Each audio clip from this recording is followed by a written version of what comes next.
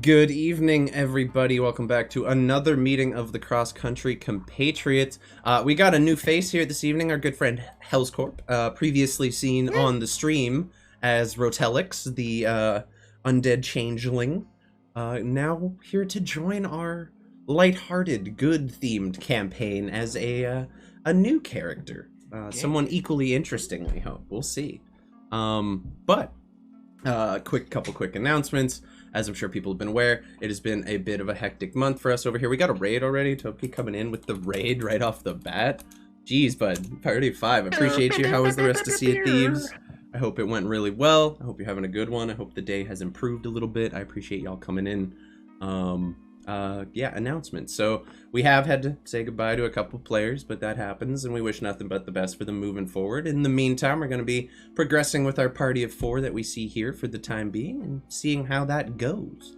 Apart from that, it's about business as usual. We got the stream intro well under work, and a lot of people kind of tagged in for that project. So we're looking forward to get starting on that. Hoping to bring that to you sometime in the next couple months here.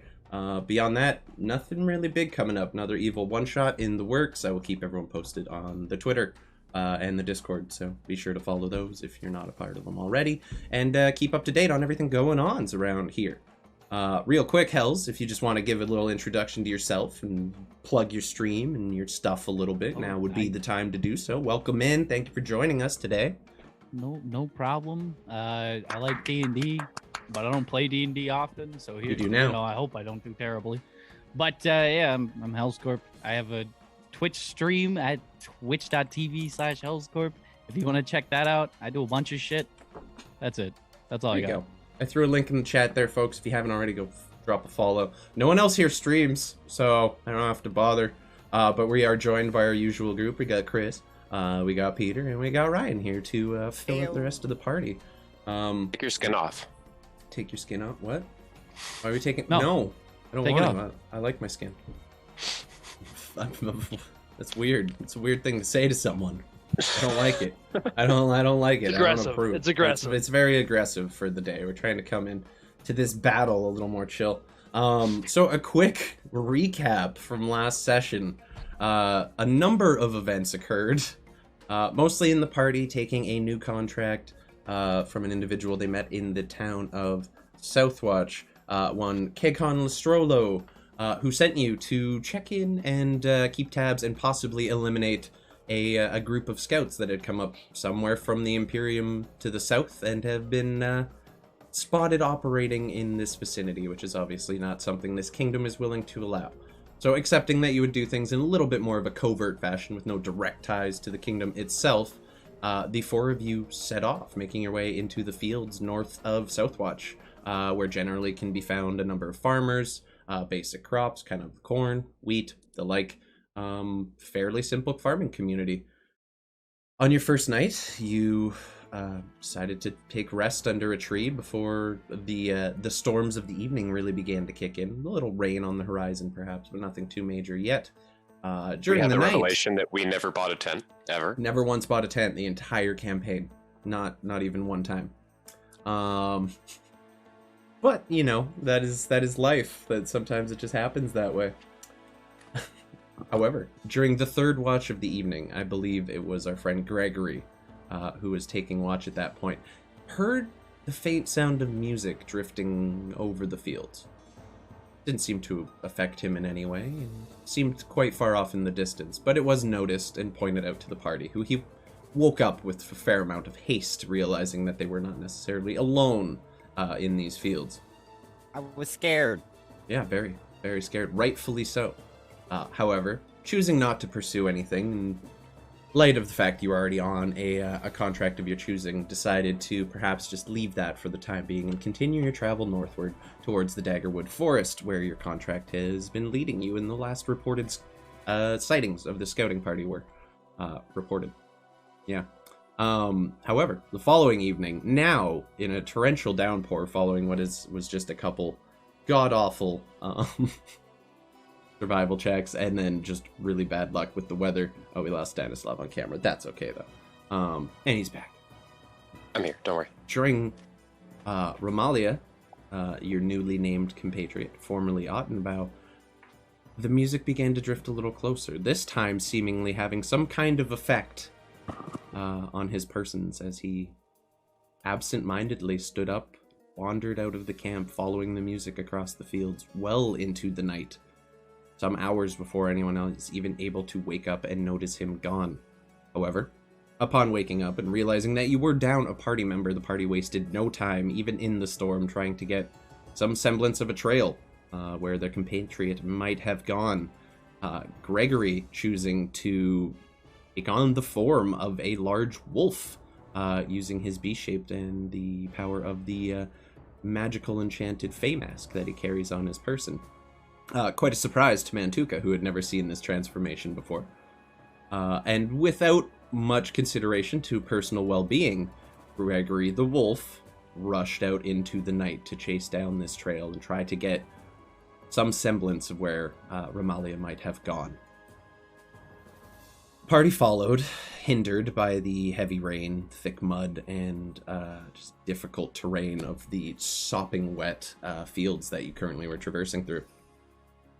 Managing to gain a little ground, falling behind. You guys aren't quite as far behind as I thought, but in terms of things, you're still a little bit of a ways behind Gregory. Gregory, managing to find a little bit of a trail, catching a scent on a piece of torn clothing that had torn off on a bush somewhere. On the path, you do manage to track down Auten and make your way to what appeared to be a hidden camp, some kind of enchantment, obscuring it from view of the road, not becoming visible to you until you had actually walked within its perimeter. And as you, in your wolf form, took a moment to look around, you saw before you a rather unpleasant sight. Not quickly picking up on any other enemies other than the piper, who currently sits in the middle of the camp around a fire, playing the music that has seemingly drawn Auten here, and you have yourself felt yourself trying to resist, seemingly effectively having done so. Upon looking around a little more, you noticed a number of individuals chained up in cages, varying ages from children to adults who might have been found on the road as well. Immediately setting you off into anger, you let loose a loud howl, and that is where we ended the game. With the other two members of the party trudging along through the mud. You're a ways away, but it's feasible that you will make it in time to help out. However, go ahead, real quick. Because Gregory was on the last watch and we didn't get up until his watch was supposed to be over and we didn't see him, did we get a long rest in? Yes. Yeah, everyone got a long rest. Thank God. Yeah. Spells. No, you quite specifically slept through the night and then woke up realizing you had a companion missing. Mm-hmm. However, before we get into all that, we're going to quickly jump back in time and pay a visit to our new friend, Mr. Maker, whose first name you actually never gave me. So just when you want to send that over at any point, feel free. It's the one I sent you. I think it's the solidest one. Okay, cool. Sounds good. Doesn't really matter. Mr. Maker is the job or the pseudo name you picked for yourself. Marvelous. You're the marvelous Mr. Maker. I apologize thoroughly for messing that up. It has been some time since you left Pillarstone to try to sell your wares in an area with perhaps a little less competition. Being an inventor and a skilled magic user yourself, standing out amongst the upper echelons of the Imperium is not necessarily an easy thing to do. And when it comes to the sale of magic items, you generally find that apart from the very expensive stuff, you're not really finding anyone who's interested in the magical trinkets and inventions that you've managed to throw together. So you chose to leave, making your way through the Incendus mountain range on the one road that takes you to Southwatch, heading northward to the kingdoms that are a little less magically inclined, hoping to make a bit more of a name for yourself. Spent a couple nights in Southwatch, spent some time at the pub, tried to sell a couple wares, found there wasn't a lot of money to be thrown around in that town, deeming to possibly head up to Riverguard or even Highguard, the capital, to, make a little more money on the side. However, while you were on the road between Southwatch and Redwatch, you too fell victim to the song of the Piper. Found yourself wandering aimlessly into this forest encampment where you were quickly subdued put in chains, and locked in a cage.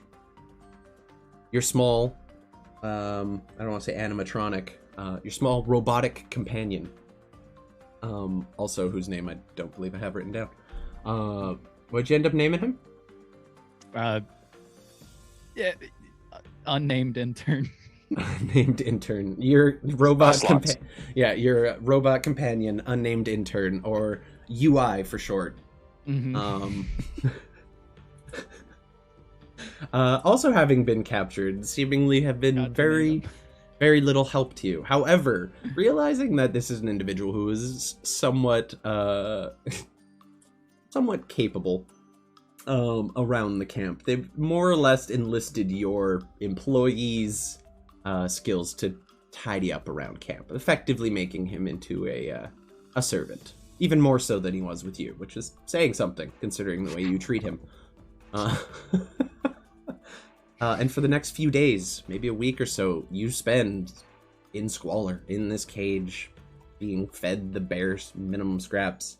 Over the course of that week, you see a number of shocking things. A number of individuals wandering into the camp following this song, both men, women, children, all being led by this piper. Sometimes he leaves and comes back with a swath of followers. Other times it's just one target who happens to wander in while the individual is sitting here playing around the fire.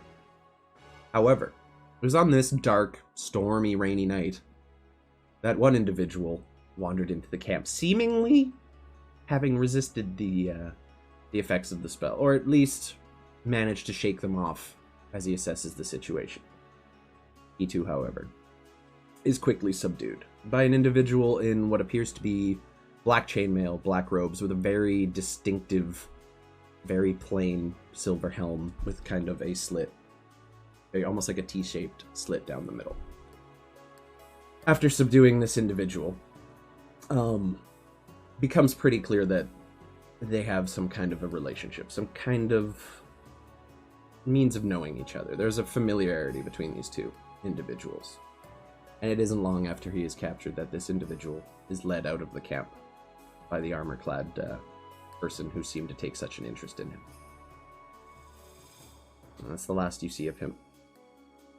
A couple hours later, however, even more surprising than the first, you see a large wolf burst through the barriers of the camp, sopping wet, fur drenched from the rain, kind of takes a moment to assess and just lets out a massive howl. And I want both of you, Gregory, in your wolf form, and Mr. Maker, to go ahead and roll me a perception check, please. Can do. Do we hear that howl in our pursuit? Hey, you guys go ahead and roll me ones too. All right. Be good. Those Mantu could And not so good. Stanislav heard it. Or fucking Ikesh heard it. Yep. The fucking warhorse heard it. Okay, so It's a nat 19. It's So I can it's go. pretty much 14 and above. So Gregory and Mr. Maker, you hear as this howl is let loose into the night, into the rainy, stormy evening. Something answers. There's another howl that kind of drifts across the campsite on the wind. Seemingly not the only wolf in the area. Gregory, it pings you as something vaguely familiar. Something you might have heard before. Huh. You're familiar with that howl. Okay. Kind of harkens back to a time when you were first traveling southward towards the Ember Steppe and the lands of the Magus Imperium. When you took a pit Like what? stop. Oh. You were introduced to a number of individuals, including the one who gave you the mask that is currently on your person. Commonly heard around the camp. You didn't see anything to, give you any indication where that howl might be coming from. But you heard it a few times, and it does strike you as familiar. I just like in my wolf form, I'm just gonna kind of I'm very new to the whole animal form thing, so I'm just gonna try my best to yelp out, not like howl out, but just yelp out like an acknowledgement to that. Okay. Because it kind of feels like they're close-ish. Yeah, Like- it sounds really far off, and there isn't another answer. But you Okay. gather if it heard you the first time, it heard you the second. Whatever that may be, you're not sure. But there was a familiarity there. Meanwhile, Mantuka and Stanislav, you can't hear anything over the sound of the storm. The thunder, the rain, the wind, all of it is just deafening at this point. And as you're just slogging along through the mud and underbrush of these fields, trying to just get whatever progress you can towards the destination, your horse, Ikesh, your mythical war horse that has served you so faithfully on just many an occasion, you notice its ears perk up. Quite rigidly, very quickly, like immediately, and it kind of turns its God head. bless that horse. That was a very good roll for the horse. What is it? What do you hear? Oh yeah, he can talk to you in your head. Wolf, I think. That's what we're after. Come on, let's go faster. And I'm gonna Horse voice. I'm gonna cast Enhance Ability on myself, which also casts it on Ikesh. Yeah. I do believe the Cat's storm started grace. to kind of come to a close too. So it is the waning hours of the storm. However, it is still considered difficult terrain. So you start just hauling ass towards that sound, following now your horse, who seems to have a fairly firm idea on of him, but- where he's supposed to be going. And while the rain has slowed a little and the winds begin to slow as you progress, it is still not easy to make your way through these fields. But you feel you're making a little more progress than you were before, and now you have a specific direction in which you were planning to head. Mhm. It helps out a little bit. He also has 70 feet of movement right now. Jesus. Yeah, so... Actually, like, anytime I'm on him, he has 70 feet. Yep. And then difficult terrain, so 35, but Yep. sprinting, so... Yeah. You're doing alright. However, I'm going to bring us over to the map here, and we're going to get right into it. Oh, no. Where did I put the map? Bam, dude. So, that is what you see, Gregor, specifically. Looking around the camp now, taking a minute to take it all in, you see the Piper sitting around the fire. Now, having made eye contact with you in your wolf form, realizing that his song is no longer working on you. One sec. Bork, bork, motherfucker. Pork, motherfucker. He just stares at you quizzically. Normally, this kind of thing doesn't affect animals, or at least not without him wanting it to. But he's definitely seems weirded out by the whole exchange. Looking more around you now, you do see a number of individuals. You see a figure by the little pond there who appears to have a bow resting next to him and looked like he was just kind of washing some of his clothes in the water before you came into camp, and he kind of just turns his head to notice you and reaches for the longbow that is currently stashed by his side. Alternatively, you see four figures shambling around the camp, almost aimlessly, just walking in a circle. And even over the rain and the everything going on, you can smell decaying flesh. These definitely appear to be zombies, still seemingly under the control of the Piper. And as you take a good hard look at the individual who led your companion here, who you followed, you now realize that while this was probably a man at one point, it's hardly so now. Where the skin on the face should be, there are chunks missing, revealing teeth that have been yellowed and rotted over time. Where one arm you would expect to see just a normal human appendage, there's instead kind of almost a strangely spectral glowing end. Where this limb would have been, there's a limb that matches it exactly, just spectral in form. One of the eyes is clouded over where this kind of side on the wound. It looks like something really messed up the side of this guy's face at one point. And he just Right. kind of turns, well. And at that point, I guess we're going to roll initiative because you just wandered in. Is there anything you want to do that you, like, he's not he's at this point just staring at you quizzically. He doesn't really understand. And you can tell, like, the archer is getting ready to shoot you, but you have a moment to react. What would you like to do in this time? Am I coming in there from the the south or from the? Yeah, east? you would be coming in from the southwest over here. So would your Beauty. party be? So go ahead and drag your mini over there. Mr. Maker. Was it Eugene? Was your first fucking Eugene? Pick a cage, any cage, buddy. Oh, I need a little robot for your. Pick number 3, my lord. Pick number 3, my lord. I did not get you a little robot companion, so we're gonna just. You got a little Terminator. Fantastic. You got a fucking Terminator, who's just kind of Oh, wandering everyone. around camp, and he's like reluctantly following the orders that are given to him. Yeah, like he's straight up like animatronic, almost like. I mean, he's literally based on Alan Rickman's character from Hitchhiker's Guide to the Galaxy. So Alan Rickman. picture kind of a depressed robot who doesn't seem all that excited about what he's doing. It's Amazing. because I never gave him a name. Yeah, so currently you are in a Depressed cage. boy. You do not have any of your spellcasting stuff on you. That has all been taken and is currently stored. You have the clothes on your back, and that is about it. Gregory, what are you doing? I would prefer to bolt probably not my full 40 feet into the bushes, into the woods here. Where, over to the right? I'm thinking, up. There we go. Huh. Let's do that right there. Yeah, so I'm gonna go. You should be able to drag him too, right? Gorgeous. Okay, so you're just gonna bolt into the forest and try to break line of sight a little bit? Yeah, and then as soon as I get like 40 feet, I'm just gonna kind of like slide down and try and like go under bushes and just try and go stealth. You're hiding. Okay. Yeah. Yeah, I'll absolutely. That is totally fine. Go ahead and roll me stealth. Come on, Wolfie, stealthy. Yeah, give me some white. Okay. Stealthy.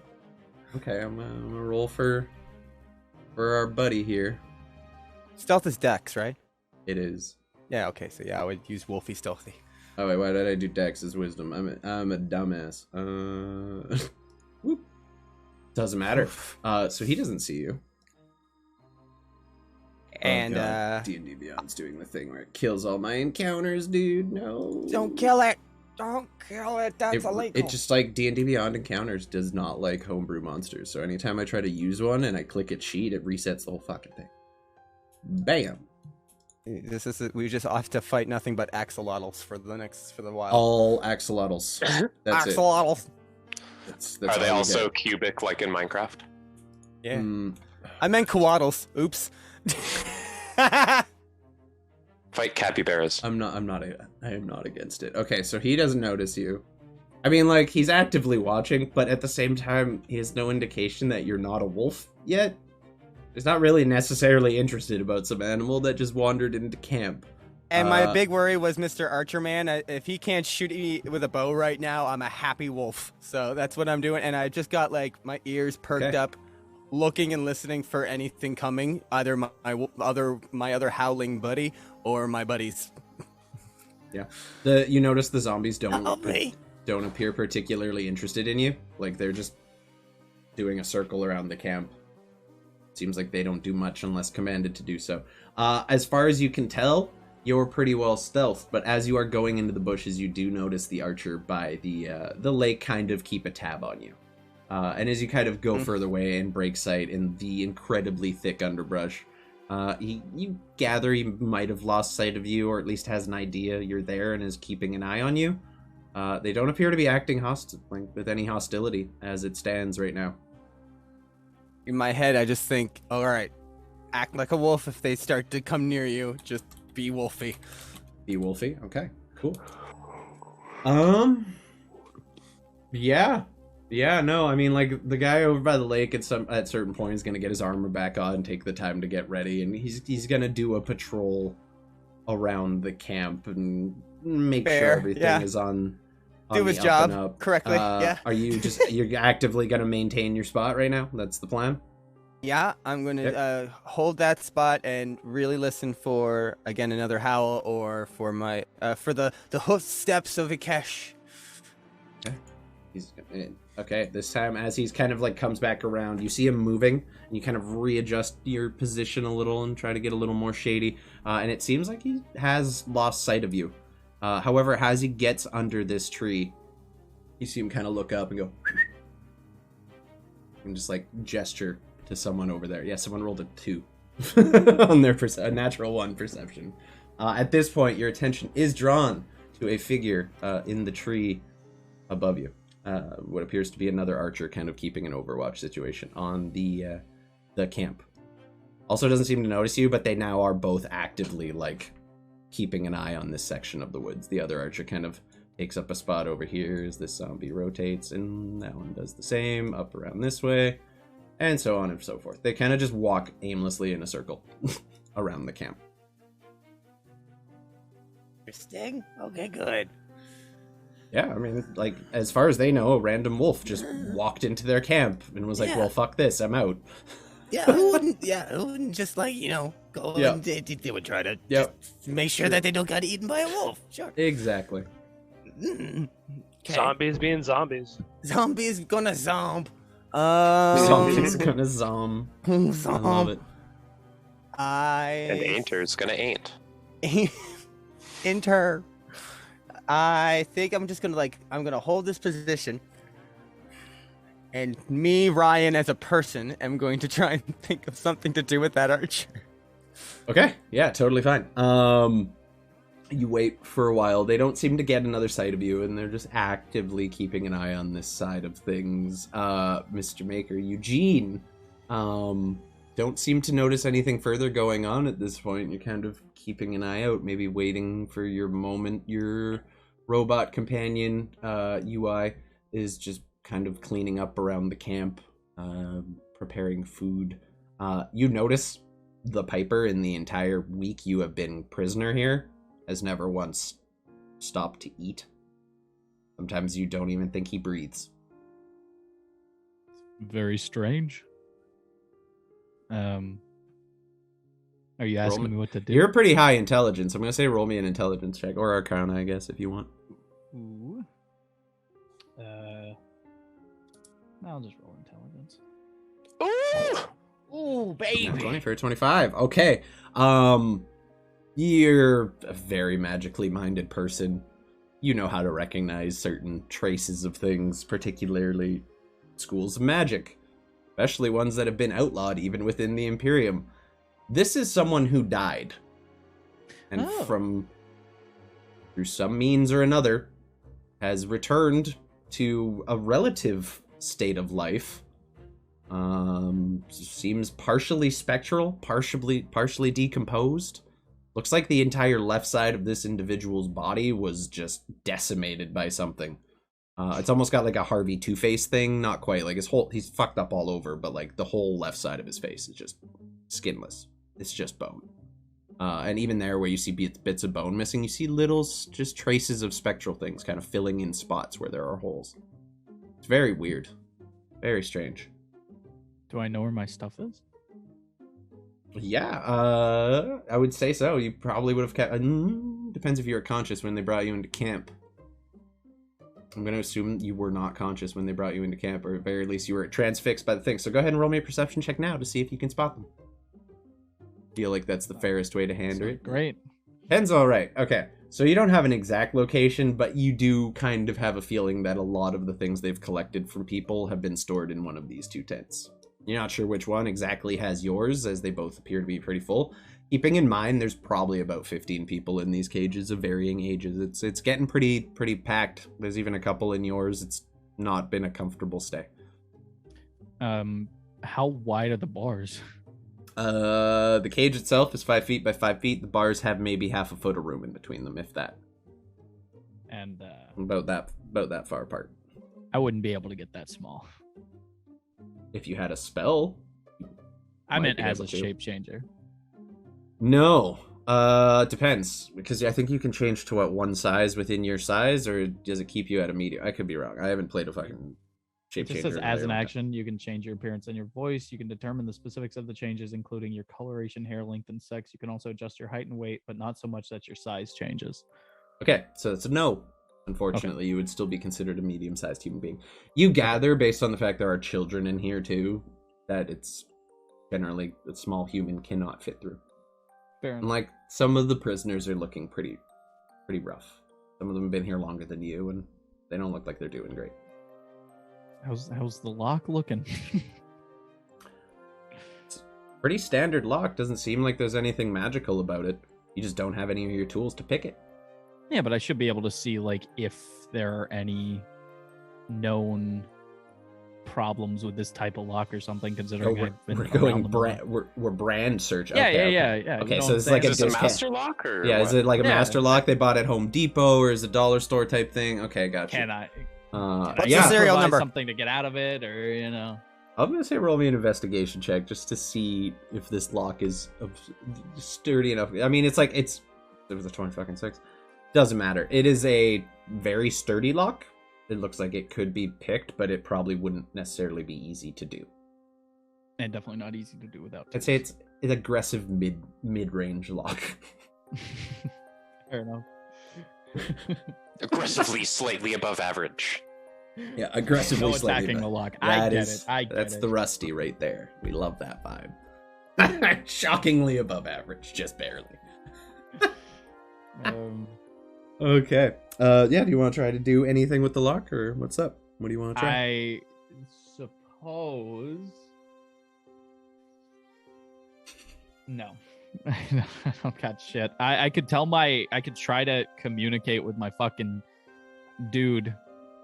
Tell him to get me out of here. Can you communicate telepathically with your robot? I didn't mean telepathically. I mean, you could, feasibly. He's not against trying. Yeah, sure. I'm down to try it. I just don't know how. He doesn't have your lockpick tools either. Sure. Probably the best he could do is smash the lock at this point. Okay. Or he could try to get you your stuff. He's open. Well, that's to what I was stuff. thinking. Like, you try to Okay. find my stuff. So you're gonna ask him to try Yeah, to. yeah. Is he doing it like Sneakily. sneakily? Okay. You have his stat block in front of you, right? I do. Yes. If not, I can always bust it up too. I do. I just have to. Oh, fucking odd. Where is the stupid artificer? Oop. He's in here somewhere. I would send it to you, but it's just on Beyond. Steel Defender, I got it. So he's gonna try to be sneaky about it. It's less so that he's not trying to be seen. He's just making it look more like he's just doing work. doing the thing he's doing. Yeah. So I almost want to make it charisma based, like he's performing that he's doing good shit. But he has a -2. That would stinky. Mm-hmm. That would be very stinky. We don't have to do that. I mean, he's actively. I'm gonna say deception check or performance check, which is charisma based, because he's actively trying to fool these people. You rolled a 0. Oh, I'm so happy. Your rolls are so shit. It's the best. It's so good. So you kind of call your robot over while he's doing his thing. UI does. He kind of saunters over and leans in. Almost makes it look like he's polishing the cage a little bit, just to kind of make it look like he's doing something. And like you kind of lean in, start talking to him, and try to convince him to let you out of here.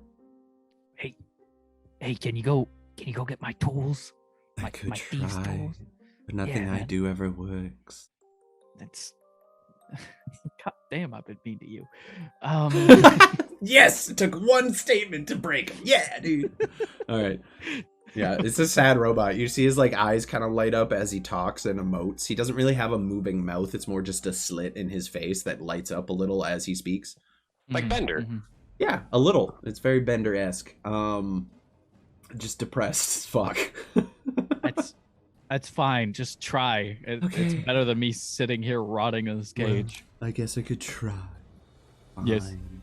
And he's gonna go over and like he's gonna like try to make it look like he can walk perfectly normally, but he's almost like too robotic on the way over, like he's a little too rigid about it. And he starts kind of like opening one of the tents and like leans his head in to peek inside, and the Piper doesn't even speak to him. He just growls at him.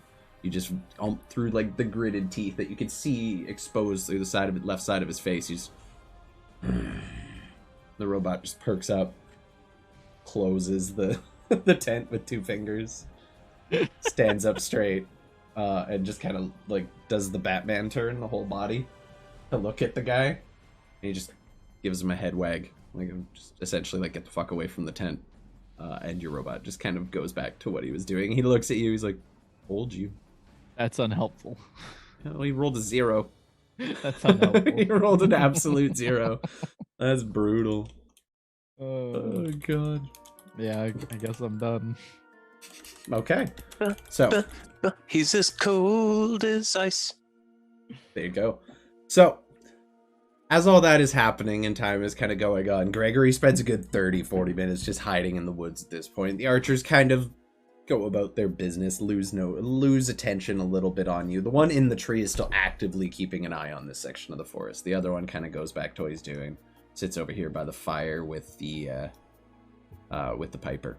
And kind of just begins speaking to him in fairly hushed tones.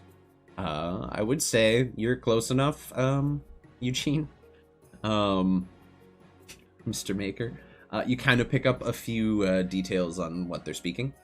Mm-hmm. It is in common, and they're kind of just going back and forth about this point about like when they're gonna bring this shipment to the coast. Like you very specifically hear the archer like, so when are we getting these people out of here? It's getting dangerous. We've got a lot.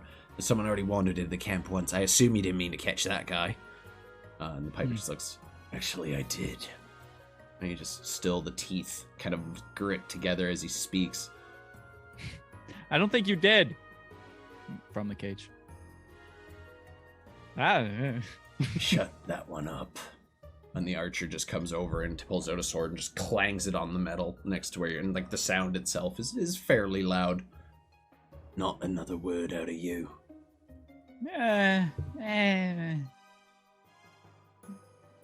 That's it.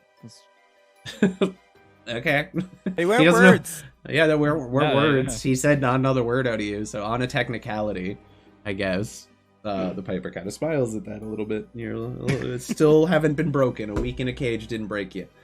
However, we reach about an hour part, Stanislav and Mantuka, you get to the point where Ikesh, your horse, begins to slow, and kind of just begins wagging its head back and forth, trying to let you know something, and then you hear the familiar kind of lackadaisical voice in your head.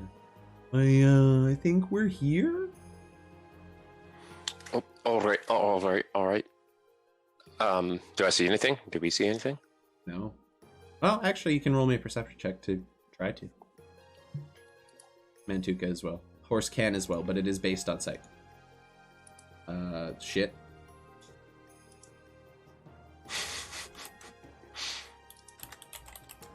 Sounds about right. Okay. Do my yeah. wolfy ears hear them at all? Roll me a perception check.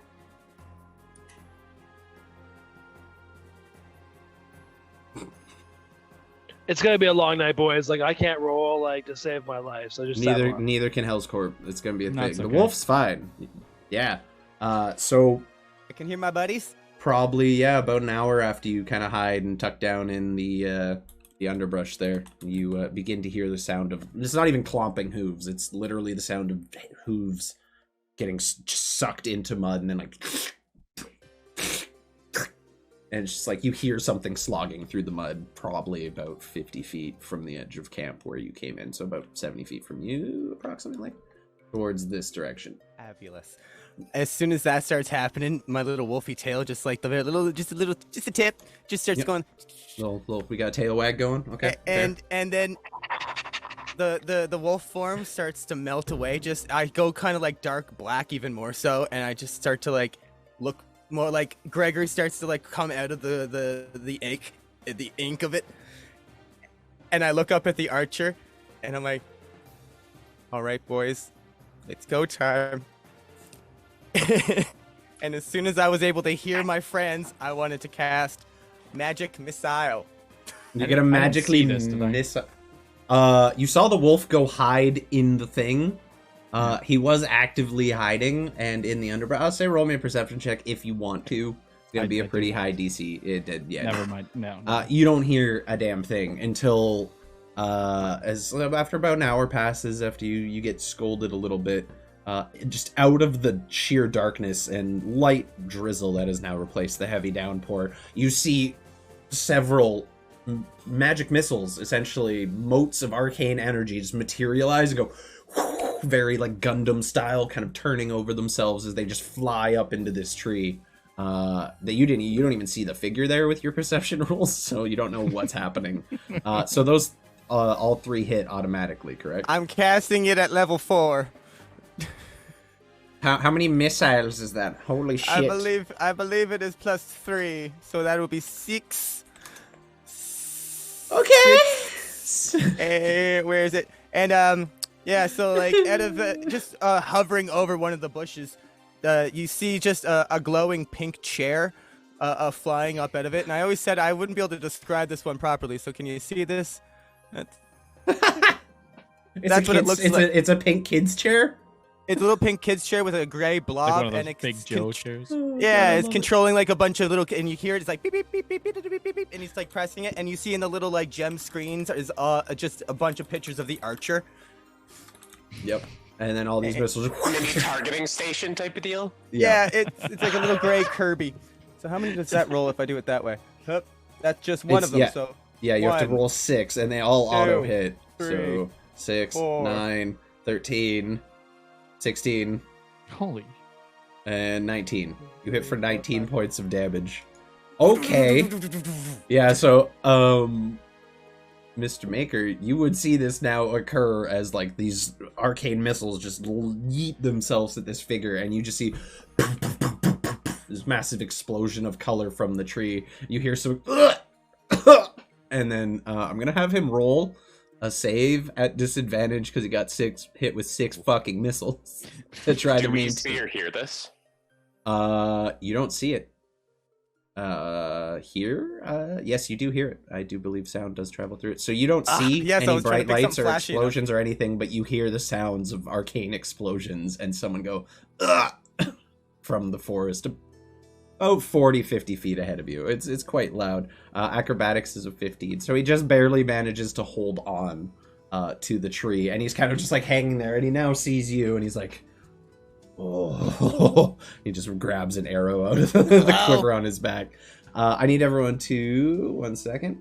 Go ahead and select your mini and roll initiative. Chris, if you want, I can do it for you if you're still having PC No, issues. everything's working. Perfect. Jesus. Okay. I'm gonna roll everyone's shit. Bam. Of course I rolled. Are we coming down that path where you said we? Yeah, you're like about 25? 40 feet down the path. I would say you're probably... Do I down there. have You would be a there. mini? Yeah, so if you go to the journal, you should be able to drag Mantuka Oh, over there. okay. I Now I feel need to you. roll for all the archers and shit. So where are you still? Where you stand? Bottom left of the map, southwest side. And- Zombies are gonna roll. They have a -2. Oh yes, and you want initiative. Yoink. Yoink. Okay. Has everyone Oh got their rolls in? yeah. Elscorp got his. Everyone's in? Mantuka got 22. Okay. Is initiative Jeez. dex based? Oh no, it's been well over an hour since I cast Enhance Indeed. ability. All right, Yeah, so we're never mind. gonna switch this to descending order. At the top of the round, Mantuka, it's you. You heard all this happening, but you do not see anything in front of you. You see nothing to indicate where this explosion sound or anything might have come from. You just hear it and hear the sound of someone grunting as something quite powerful seems to impact their persons. I believe everyone's on there. We're good. Yeah, Piper's on Okay, there. so I haven't heard Cool. anything, but I've seen No, the you have arcane heard. flip. You have heard Okay. the explosion of the arcane missiles and someone reacting to them from, I'd say, probably around this vicinity. Your checks haven't been great. But definitely Well. about 40, 50 feet ahead of you, there is something loud happening. You just can't visibly see it, which is strange to you. All right. Well, I'm just gonna advance like half my movement speed forward and see what I can see because it's an open Okay. area.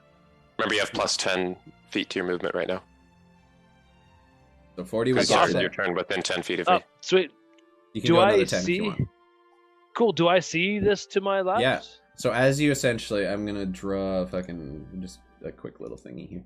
Essentially, Yeah, as you no cross that line, there's like essentially a picture of a big circle going around the camp. As you pass into that space, you kind of feel yourself pass through what almost an, I don't want to say arcane barricade, but essentially that, except it doesn't stop you from going through it. But you pass from the almost pitch blackness of the forest with nothing little more than the moon to light your way. And as you pass through this field or this divider or whatever it is, you see the light from a roaring campfire and an entire scene around you of a large camp. You do see the archer kind of hanging in the tree by one hand with like a bow in this one and an arrow just knocked on. He's kind of just holding himself up. That's what you see. You do see a kind of a zombie to the left of you now. As you walk within this divider, it just begins kind of lurching towards you.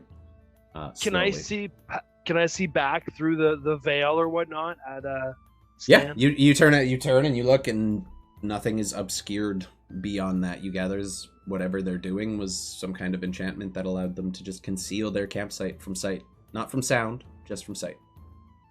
Oh, okay. So I'm gonna yell zombie, and then I'm gonna charge forward, and not charge. I'm gonna go 5 forward, so I'll be at 10 feet and slash at the zombie. Okay. Yeah, you can. Oh yeah, you got 10 feet of fucking range, don't you? Go ahead and make an attack roll. They are zombies. They're held together pretty haphazardly. They're not exactly strong. They're more just meat fodder puppets at this point. So go ahead and make an attack roll. They deserve it. Yeah, a decent amount of hit points for CR 1.5 or whatever. Hey, Oh, we got another son of a- raid. What's up, Mystics? Coming in with the raid. Appreciate it. Thank you so much. It's fucking 2 today. Let's go. Hey yo. Hope you had I a hope killer they have rest of your stream. What's up? I hope they have a low AC. It's 11. Well, it's a zombie, so it has an AC of 8. Wow. So you- Yes. there's I wasn't no armor meta-ing. on this figure. He's just like, and as you approach with your halberd out, or glaive or whatever, I believe it's a halberd. You just It is a halberd. massive downward swing at this creature. Go ahead and roll your Yes. damage for me. Oh, it's happening. It is happening for a solid, abysmal 7 damage. It's still standing.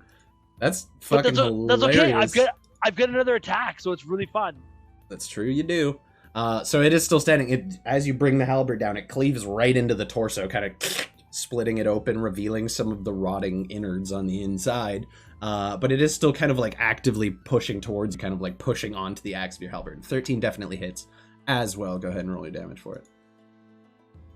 Boom for another 12, mother zombie Hubbard. I believe it's still up, actually. Probably. It's Yeah, knocking just me. barely. Yeah. Just I'm gonna- barely, dude. So as your second strike, you like get the first one where you cleave down into it and you yank the axe out and just jab forward into the torso, trying to just skewer this creature. And it just keeps walking, like it's on the point of your halberd and it's just marching, trying to march towards you, just being stopped by the axe head. I'm gonna yell out, these zombies are dicks, get over here! These zombies are dicks. I love it. All right, that'll be your turn, correct? Yeah. Bright side, it is Dick out of your zombies. reach. Or it's like it can't hit you, but you can hit it. Okay, so Gregory, you are next up. What do you want to do? Looking around, you see, just visually around you, you see people in the camp now actively like looking up from the cages, trying to see what's going on. One figure in particular, Mr. Maker. Which form are you taking? Like, what? Describe your character visually now that you're actually visible to the other players. What are they looking at currently? At the moment, you're looking at what seems to be an edgy teenager. He's got the full, like, swooped hair. It's really bad. It's really cringy, but, thought that they would take, some pity on a poor teenager. But now there are children in here. It's just stupid. Anyways, I never bothered to change back out of it. So that's what I am right now. Fair enough. I love it. All right. Justin Bieber, right as he got popular, type of Yeah. Yeah, like early. Right when Biebs. Usher got him. Yeah. Or before you get it. Tim Biebs. Yeah, fair enough. In Tim Biebs. All right. Bieber balls. God. Gregory, what are you gonna Visual do, buddy? representation, just so I can. There we go. Yes. So I good. actually didn't know your hair was that Can I long. I'm beg not gonna your lie to you. order? Never Yeah, it seen you is. without a hat or without I know. headphones. That's impressive. It's a good look. Mine is When not I anymore. was It's all gone. a young Sir, boy. we don't serve Big Macs. This is a Wendy's. All right, Gregory, what are you gonna do, buddy? Just as soon as those missiles fire off, you just see the boxes open and that little guy starts going back in gem by gem, and I just close the box and I say, "You can't go yet. My friends are really strong and really smart, but when they get fighting, they won't notice that guy up there. He needs to go." And then I'm gonna cast magic missile again at level 3 this time. So that's gonna be seemed bothered by it. Didn't seem like he was near death, but at this point, you're just trying to knock him out the tree. He is visible to Mantuka. You did manage to break his stealth when you hit him the first time. Yeah. Perfect. I'm still gonna kill him. So that's gonna be a 5d4.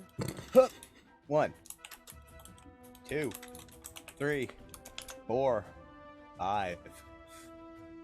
5 magic missiles for a total damage of 2, 6, 11, 14, and 18. So Fucking Tony Montaning this dude. he's definitely still up. They're pretty beefy. They're pretty sizable people, the archers here. But like as he takes the hits again, he's like starting to get flustered. Like he hasn't even recovered from the last one, and another 5 fucking arcane missiles hit him. So it's like, poof, poof, poof, poof, and he's just trying to maintain his grip on the tree. I'm gonna have a roll again at disadvantage because like that happened really quickly. But not one at disadvantage. Okay. Come to baby Gregory. As he's trying to grab on, and it looks like he's managed to just like get a handhold. You see the last missile, just kind of a little late for the show. Boof, hit him right in the forehead, and he just falls backwards out of the tree and just begins plummeting. And it's about it's a fairly tall tree, so it's about a 20-foot drop from where he was. He's gonna take the 2d8 of damage for the. It's a d8 per 10 feet, if I remember correctly, right? I always forget the fall damage rules. D6. D6? Oh, that's Per 5. Per 5? I thought it was per 10. Yeah. No, I'm pretty sure it's per 5. I'm gonna trust you. Fuck it. 60 points. He's still up, but he's laying there. He's like, and he's like trying to move and try to like reposition himself, but he just can't. He just can't. Is the other archer even on here? Did I put that guy? Once he hits the ground, Gregory's just gonna 5, 10, 15, 20 walk over to him. Oh shit. And he's just gonna stand over him and he's just gonna say, "Listen, buddy, it's not personal, but it really, really is. You've got slaves in there. That's jeez." And I'm gonna put on the bone mask again as a bonus action, and I'm just gonna start to snap and shift. And you just see my muscles bulging, but this time, instead of going bipedal, or going quadrupedal, he's standing, and he's gonna turn into a giant ape. Not a giant ape, just an ape. Just an ape. That's, just an ape. yeah. Okay. Scurry. So Mantuka and Mr. Maker, you now watch as like these arcane missiles all fire off, and then this shockingly young boy, maybe 15, 16 years old, walks out of the forest, seemingly from where these missiles were fired, and just looks down at this figure, briefly begins saying something, reaches into his jacket, pulling out a white kind of bone mask with some weird markings on it that you can't quite make out from where you are. Gather it's a different kind of magic than you would understand. Anyway, holds it to his face, and as he does, it clings to it almost immediately. You hear screams, and the body starts contorting. The muscles just tear through the skin, and you see the black, furry skin. I guess like there's skin on the ape as well, but like you see these bulging muscles just tear out of this boy's body, and where he once stood, there is now a fairly large ape creature in his stead. Shit. Druids, You ever play baby! Majora's Mask, Hellscorp? Holy shit. I No, figured. I'm not. Baby Gregory lives. Praise Bogus. Fucking Mogus. All right, Stanislav, you're up, buddy. All right. Bonus action. Shield Faith. Unmute Okay. my horse. Because You still don't see any of this. You just hear pure Yeah. chaos, and then Mantuka, get in here, these zombies are dicks. And that's about it. That's all you really got going on Alright. in front of you. So I'm gonna come into like here-ish. Okay. As soon On and the once horse. again, as soon as you and to you this hits hard. Yeah, as soon as you cross through that threshold and see around you, you see people in cages, over a dozen of them. People in chains. People who look quite similar to how you started out this campaign. Okay. Do with that information what you will. You do notice a zombie to your left that already looks pretty roughed up. Even by zombie standards, is only partially held together. And then you see the other figures around. The ones around the campfire have got up and readied themselves and are preparing for combat, but it doesn't seem like they've got to do it. Okay. So Perfect. In that case, I'm going to use the rest of my movement to come over here, and or the rest of Akesh's movement, and he's going to trample blue guy. You're gonna trample the archer. Mhm. Okay. So he's going to make the blue guy right around next to the fire. Is that the archer? Yeah, the blue and the green are the archers. Okay. Yeah, he's just a guy I see next to the fire, and so is DC 14 strength save. It's not an attack roll or anything. It's just a charge. Correct. Okay. Don't worry about me. I'll take care of this guy. Thanks for your service. You said strength save. Yep. Okay, Natural so he's 20. not prone. That's fine. So as the horse kind of charges up and hits this individual, he takes it a little bit, but he manages to sidestep out of the way, and he kind of just takes the brush, and the horse like kind of stops and kind of rears up. He manages to avoid taking any damage from it, but still Okay, pretty damn good. on the follow-up of that, I'm going Move to attack. swing twice at him. Oh, okay. My Cool, new cool, axe, cool. because I haven't used my action yet. Go ahead. Here's first one. Nothing happened. There you go. So your first attack Okay, so the is... first one was a natural one. Shame you don't have that cursed weapon anymore, eh, buddy? Yeah, darn. Okay, so as you're doing this mounted as well. So as you ride in, kind of lean back to strike this guy, your horse kind of rears up. You lose your balance a little, and as you kind of bring the swing around, you miss completely, very much throwing off your balance for the next strike. So I'm going to say roll again because you're at a disadvantage for the attack. We'll count the 20, but 27. So 20. Doesn't fucking matter anyway, dude. Yeah, so I'm trying to like figure out ways to work nat ones that aren't, you drop your weapons. So it's usually going to be like you take a disadvantage on a next strike, or someone has advantage on you. It's going to be how I do it from here. I'm going to drop a first level Divine Smite into this. Yeah, Jesus, okay. Fuck. So here's the damage from the battle axe. So 12. Yeah, because you're one hand. I love that you always roll better on the one-handed strikes. Yeah, no worries. 12 points of damage. Plus 4 points of smite Aw, damage. Boo. Buddy. Oh well. So as you regain your balance, bring the other strike around, kind of awkwardly, and like you kind of have to be careful not to take off Ikesh's ear as you do so. And you Is this guy undead? no. Okay. Appears that only the zombies and the piper. And even you kind of just rode in here and started attacking things. Looking around, you do see a couple undead, but you're not sure if everyone falls into that category. Will be how I rule that going forward. Mm-hmm. You do manage to hit the archer, and as you're using a battle axe now, so your battle axe comes down and the slice goes through. You just pump a little bit of that Stanislav magic into it, focusing on that inner power, that self-belief that has granted you the abilities that you have. And there's a flash of bright radiant light, and the archer kind of recoils a little more, seemingly having taken a little more damage from the blow.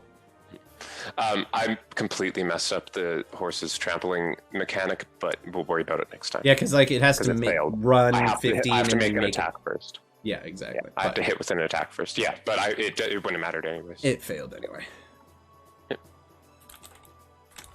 Oh god, it's shit. Okay, so that is your Okay. turn. Yes. Correct. All right, next up we have the zombie over here. Who I mean is a zombie. Zombie have better he has- dex than Oh, he has 20 feet. He can move 20 feet.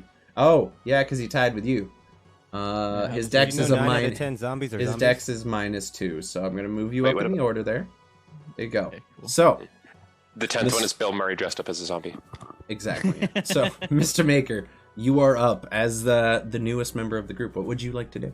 You see these individuals just ride into the camp, no questions asked. One on a shiny golden warhorse, the other a 8-foot tall or however tall minotaur wielding a halberd, muscle clad like you have never seen before, screaming praise Mogus at the top of his lungs. Not only am I on a shiny golden horse, I am a shiny golden tiefling. Oh, hell yeah. That's true. With hair, I guess the hair isn't blowing in the wind because it's sopping wet from all the rain, but like it kind of wiggles a little. It's a little Davy Jonesy now. It's not really. It's more shiny now too. Yeah, it's got some sheen to it. I see all this commotion, and I try to sneakily tell my little automaton boy to throw me my stuff. In the commotion. No one is focused on him anymore. So you're gonna use your bonus action to command your automaton, get my stuff. Get my stuff. How do you say it? How do you say it to him exactly for the role play purposes? What? Get my stuff. Okay, easy enough. Yeah, it's pretty simple. Well, I'll try. I can't promise it's gonna go any better. Just do it. Doing it. And he goes in and starts rummaging through the tent. You just hear the sound of things like getting knocked over. Some random shit flies out the tent. And it takes him his whole action to do, but he does find your the pack with your stuff in it and some of your other shit, your armor, all of it is off. So you are currently unarmored. So if you have armor, unequip it. Because it takes a while to put on and off. But he's just gonna approach and just kind of like start ramming it through the cage bars, like very not super nice about it. But you do have your stuff, and you still have your action, so whatever you'd like to do. You are now in a cage with access to your gear. What do you got planned? What, hold on 1 second. I'm so sorry. Where'd my armor be? I know I had studded leather armor. I can't find it. Equipment? It would be in your equipment. Maybe you forgot to equip it. I mean, it doesn't matter right now. You don't have it, so we're perfect. We're golden, baby. But yeah, you have your turn. It only took a bonus action to command your buddy. Okay. What you doing? Well, I would like to get out my thief's tools and try to pick the lock. Okay. It will be an action to do that, trying to pick the lock, but that is feasible. You kind of rummage through your backpack, going through what you can. You manage to find your little bit of thieves' tools, your lock picking set, and you start working on the lock. You kind of, it's a little awkward because you have to reach through and kind of without actually physically seeing what you're doing. But you're pretty damn good at this stuff. You have a fair amount of experience with picking locks. Well, you're not necessarily a criminal per se. You are very, very aware of the inner workings on how certain mechanical mechanisms such as locks work. So it's for research purposes. Yeah, so. Not all that much of a challenge for you. Go ahead and roll me a dexterity check, adding your proficiency because you're proficient in thieves' tools. Okay. So should I wait? Oh God. I'm sorry. Yeah. So just hit the dexterity thing where it says your whatever, and then your proficiency bonus at this level is 3, so that'll bring it up to a dirty 20. Okay. So you needed a 15. It's a decent quality lock. So you managed to reach around, and as you kind of you're fiddling with the lock, you're like, "Fuck, I don't think I got it." And then you just feel that last tumbler and kind of pop it. And you hear the lock open, and you slide it off, and the door just kind of opens. A number of the individuals appear ready to like rush the fuck out of there as soon as you get the door open. What would you like to do with the rest of your turn? You do still have your movement.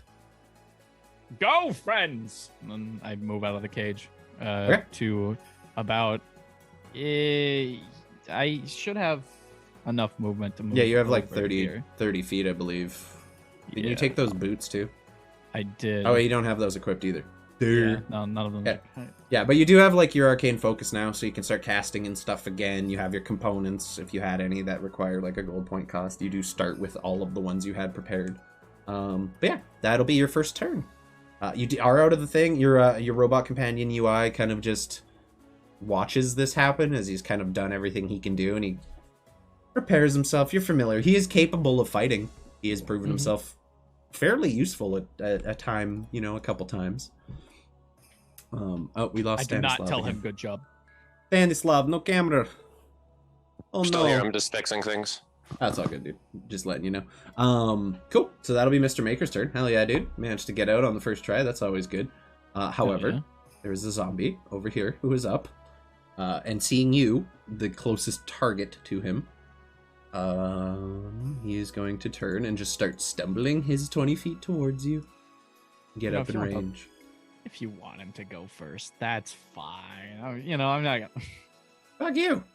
No. Just teasing. Yeah, he wouldn't have been able to get you if you'd stayed in the cage. You're like, hey, did you have the same dexterity as me? It's fine. All right, slime attack incoming, buddy. It's a 7. It doesn't hit you. It's a zombie. They suck. Wait, what's your... Yeah, no, even base 14. AC is a 10 with no armor, and your dex bonus is a +3 or 4? 4. Oh, you're a Dexy boy. There we are. Okay. God damn it. Okay, that one was funny. You're good. Glad the phone's working at least. We'll try to get some shit sent out to you. Next up. It's slow charging, so I hope it doesn't die. That's fair. I mean, on the break, just turn off the camera while it's plugged in and run it a little faster. This zombie is up. Mantuka, you're the only real target within range. He's just going to step forward the 5 feet he needs to be able to reach you. It's going to make a slap. I don't expect any of these to hit. These guys are essentially there to distract you, but I rolled really shitty. Can I get, if he comes within 10 feet, Sentinel, get an attack of opportunity? He was already within 10 feet because you walked into range. But my range is 10 feet. Yeah. Because we get the halberd? Yep, Polearm Master only works when they enter that attack range. He was already in your attack range because you approached him to attack. Cool, no worries. But do remember that. That is very useful. Like, if this archer moves 5 feet to the left, you're good to go. Cool. Awesome. It doesn't matter. And he rolls a fucking 11, because he's shit. Damn it. That's going to be the zombies' turn. They're, like, essentially here to try to hold you guys back while other people do stuff that's more important. The archer that Stanislav has been wailing on is not at all happy about that. So he's going to run up this way. You do get an attack of opportunity, Stanislav, if you wish. Yeah, I have to manually roll this one. Go ahead. Yeah, that's fine. Not very good. 15. Wait, is that a 9 or a 6? Where's the dot? Oh, it's a 9. Okay. 18. Rolled a 9 plus 9. 9. Yeah, my bad luck is +9 to hit. I have +5 strength. Okay. Yeah, that hits. Go ahead and roll your damage. Boy. 10 points of L slashing damage. Ooh, okay. He feels that as he kind of turns his back and begins running. He tries to dodge out of the way as he sees the axe coming, and you just manage to slice cleanly across his back. You see the armor kind of split open. You do see a little trail of blood start to flow out. He didn't Does like Akesh that. get an attack of opportunity too? You have to command him to attack, technically, correct? Let me find out. Because on your turns where he's not doing anything, you have to physically command him to do stuff, I believe. It's the same with Maker's Pet. Could be wrong. Yeah, I would assume it's still... I mean, it doesn't specify anything about that. Like, but I mean, I would totally understand if it follows the rules of like a normal mount summon or... yeah, I mean, that's how I would treat whatever. it as a mount, because it doesn't act on its own. You still need to command it to do stuff and shit, right? Yeah. Okay. Cool. Okay. Cool. Yeah, so just you. It is a sizable hit, and like I said, he's not happy about the damage he has sustained. However, he's going to run over here very quickly, climb up on the cage, and just stand on top of it because it's only about 6 feet high, so it's an easy kind of just swing up for him. He is not happy that you've been fucking teeing off on him. Yep. So he's going to shoot. He gets 2 longbow attacks against you. First one for a 25. And that one's going to hit for 11 points of piercing damage. Okay. And the next one is a 9. Nope. Which is ass. Okay. He's going to use his Archer's Eye ability, which he can use 3 times a day. After making an attack roll, a damage roll with a ranged weapon. He's going to add just a d10 to the number on the first attack. Oh shit, okay. Total, that would be 7 18. more damage. Yeah, 18 points of damage on the longbow as the archer just quickly lets 2 arrows loose, and the first one manages to get past your shield before you can raise it in time, and the second one you just get the shield up and just boom. And it gives I'm that at nice 69. Nice. Nice. Love it. We love to see it. That it will, however, that's a bonus action to do that. Yeah, that's going to be his turn. The archer is just kind of now standing on top of the cage, preparing to shoot whoever is next. The other archer is up with Gregory standing above him as a giant ape. Ook. So he's going to take the disengage action because he's scared. And he's going to then use his just movement. Why is he moving like 0.9 feet? What? Okay, either way. I believe 30 feet. Yeah, he's going to use his action to run 30 feet that way. However, Mantuka, he is going to pass into your 10 feet range. So you can go ahead and take an attack of opportunity as the archer as he's running past. I will take that so hard. I figured you would, buddy. I figured you would. 2 will take it hard. Oh, well, hopefully. Hold on. Let's see. Big whammy. Yes, not 20. Suck it. Attaboy! Okay, so you rolled... It didn't do the crit damage. That's weird. I mean, I kind of prefer it that way because the way Roll20 does crit damage is stupid. That might be the Beyond 20 app, actually. So you rolled a 6. Times 2 is 12, plus 5 is 17 points of damage total. Bam. I am considering making a changeover to exploding criticals. I just haven't fully decided on that. So we'll discuss that out of game. But you do... And you have Sentinel. Yeah, with the crit, you do a total... Oh, and he can't move. 0 now for movement speed for that fine, gentle giant. So he's just stopped. Like, as soon as that attack hits, he's stuck. Just impale him and stop him in his tracks. It's essentially just picture... As he's kind of running past, you see the movement out of the corner of your eye, and you just, like, upward strike kind of over the zombie's head sideways and just kind of catch him in the gut as he runs past. He's still up, but, like, barely. So as he's...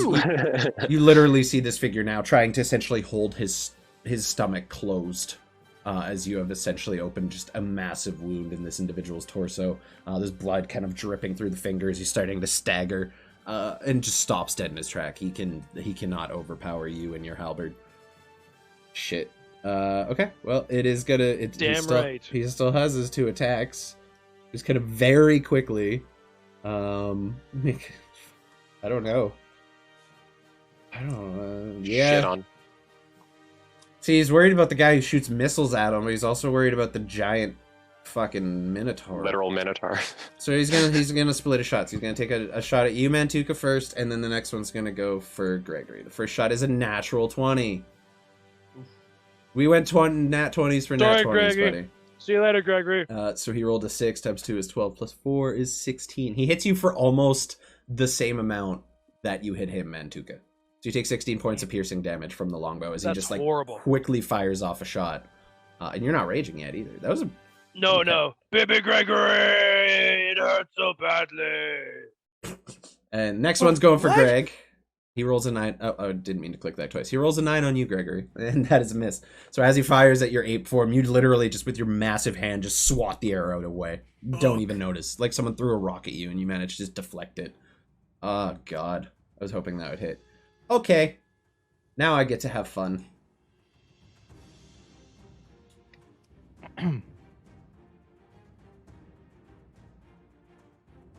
How close is everyone to him? Everyone is in range. So he's going to as the Piper has just been sitting. He hasn't even stood up yet, watching all this go down, kind of smirking through the exposed teeth on the side of his face. Pulls out what appears to be a small flute, kind of similar in color to that of Gregory's mask. Appears to be made of some kind of bone. Not sure what, but is essentially a hollowed out bone flute, and he places it to his lips and begins playing. And as this tune begins to kind of fill the area around the campsite, you all feel it kind of probing at the edges of your mind. Mr. Maker, this is a sensation you are very familiar with. This is the same song you heard your first time into camp. He's going to, unfortunately, it does cost him a spell slot to do this, so he's going to use his mesmerizing tune. He's going to use a level 4 spell slot to affect 2 people with it of his choosing. The first target is going to be Stanislav. The second will be Bantuka. So I need you both to make me a charisma saving throw. That he doesn't really understand. I'm really fucking good at those. I know you are, but you're also the closest threat to him. So I'm sure not good at them. I rolled a 12 nice. for a 23. Yep. I rolled 17. Oh, Suck shit. it, Piper. Oh, damn it. Okay. So as you feel this song begin to just probe on the edges of your mind and almost begin to get into your head a little, you feel something trying to take control, something trying to actively mesmerize you and counteract your own free will. Mantuka just kind of does a little minotaur dance and shakes his head and just manages to come out the other side of it. Stanislav, you barely even feel this, okay? You see someone trying to impose their will on you through charismatic means, and you don't even have to plug your ears. You just stare at them. You just stare them down as you resist the charm effect of this. So now that both of you have succeeded, you are immune to the effects of the spell or of the flute for the next 24 hours. So remember that if I try to target you again, I should be okay to remember. Just so you're aware. Can I pretend to be entranced by it and shit? To make it seem like it worked, but if you're willing to use your reaction to do, you already used your reaction to never mind then. Attack of opportunity someone. Yeah, because that would be like a full-on performance check. I'm not opposed to doing it. It would definitely be a reaction though. Well, So it'd be a unfortunately, deception check probably, but that's fine. Yeah. I don't. I'd go performance because you're actively acting. You're actively But I can't acting. anyways. I've already used my reaction. It's fine. Yeah, that he's a little pissed about that. Just laugh at him. That sucked. Yeah. Yeah. I say that out loud to him. That's a little upsetting. 1 second, I need my character sheet here. Something got exited, and I need to know the stuff so I can do just the a horse stuff. whinny laugh. You That's what you got. That's Scooby-Doo. Your horse is now Scooby-Doo. He now sounds like that, yep. Yeah, just like Scoob. Where's my ball, man? Anyway. Shit. I've only used 1% of my total power. Yeah. I'm trying to figure out something else he can do that's cool. Okay, yeah, he can do that. That's reasonable to do. A little less fun than I was hoping for. That did cost him a spell slot. So real quick, he is going to look at his the archer buddy by Mantuka, who has just been getting lit up, and very quickly just begin playing a different melody on his flute. Almost seamlessly blends into another melody. He's going to cast Healing Word at 3rd level. So that's going to be 13 points of healing. Okay, I'm good with that. So you notice the archer, who has just been having a rough go of it, kind of a little bit of life comes back into his step. He starts to stand a little straighter. The wound is no longer bleeding rapidly. Bits of his entrails are no longer exposed. Still looks pretty bloodied and quite haggard, but he's at very least, feasibly able to do something. So he's also going to use his movement to just scoot on behind this tent and break line of sight for a moment. Puss. Sure. You call it that. I call it strategy, but sure. Yeah. Stanislav's thoughts. That's fair. This zombie is up and is just going to use his movement to he can make it to you, dude. That's great. He's gonna attack the horse because it's the only thing close to him in range, and he's just gotta kind of stumble forward into your horse and make an attack. 14, I believe. That hits by 1. Yeah. Your horse takes 4 points of bludgeoning damage as this creature just approaches. Why is that bludgeoning damage and not slashing with scratch? Whatever. And just comes up and essentially slams its hand into the hindquarters of your horse, which causes Ikesh to kind of buck. And you kind of have to regain the reins and hold them steady a bit. That's going to be that guy's whole turn. Other zombie is up.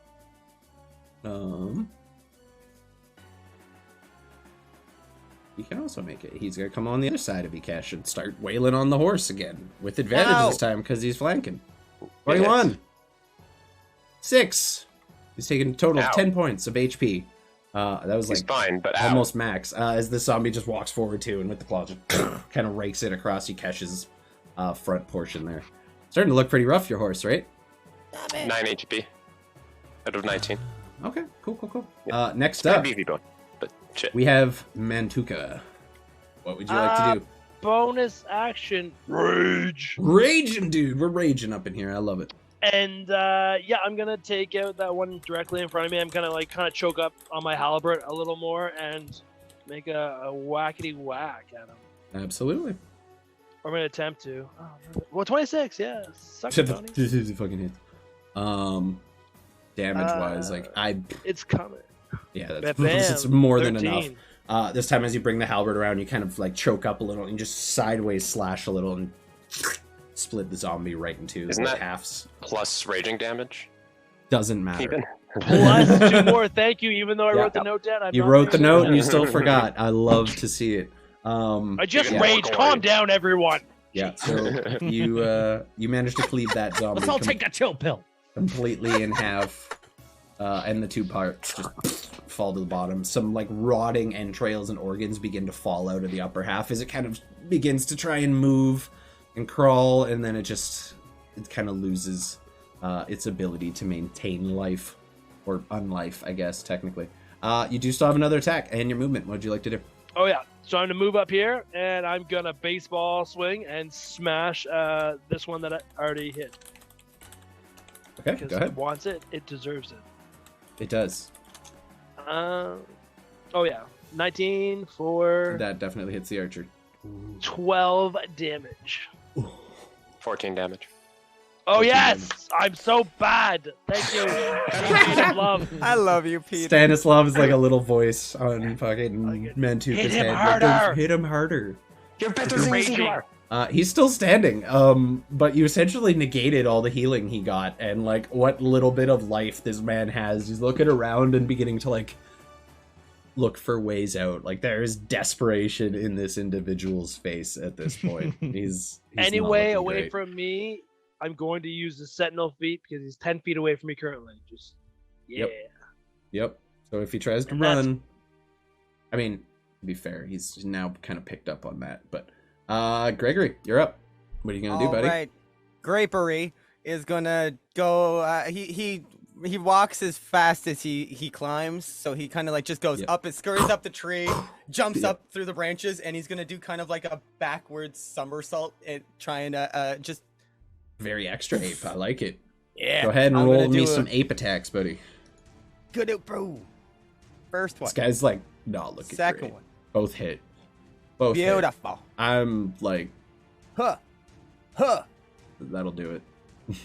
5 So and as you kind 7. of climb up this tree and look down at this figure, the hatred burning in your in your ape eyes, you launch yourself and just in a motion with both fists, just smash it down, and you see this man's essentially spine break in half as his body just crumbles.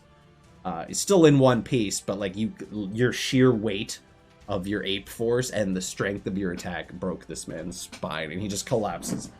And he's looking up at you, not quite dead yet, but will be when his lungs stop working. He's now paralyzed. He's And effectively dead. You have shuffled this man loose the mortal coil. Get up tec- as a monkey and just look over at Mantuka and just Mm-hmm. fist bump him. Put my hand out. Yep. You see a large, dark ape hand, almost furrier than yours, Mantuka, reach out and you just hit him with the fist bump. That'll be your turn, buddy. Stanny, you're up. You got 2 zombies on either side, an archer and a bard after you. What are you gonna do? Yep.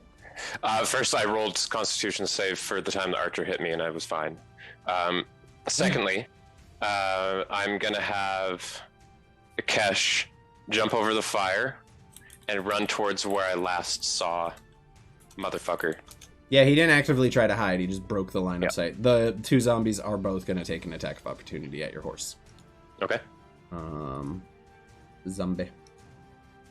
The first one. Nope. Second one, Yep. natural Wow. 20. A crit fail and a crit success. Yeah, so he rolled a 1, which is 2 So plus 1. 4. It's 3. Oh.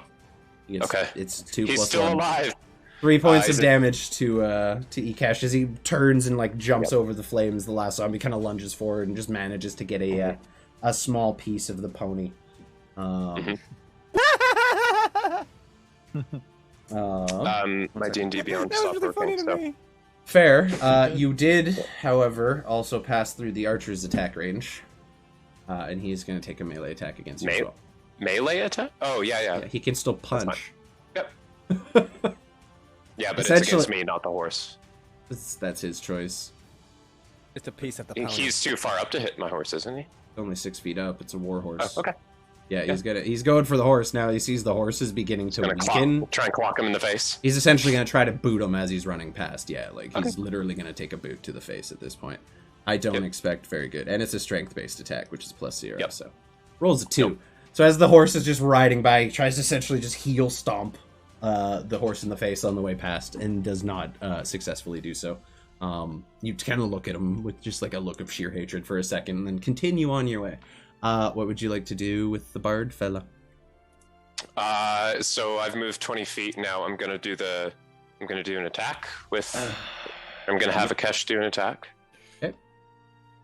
Which is this. 21.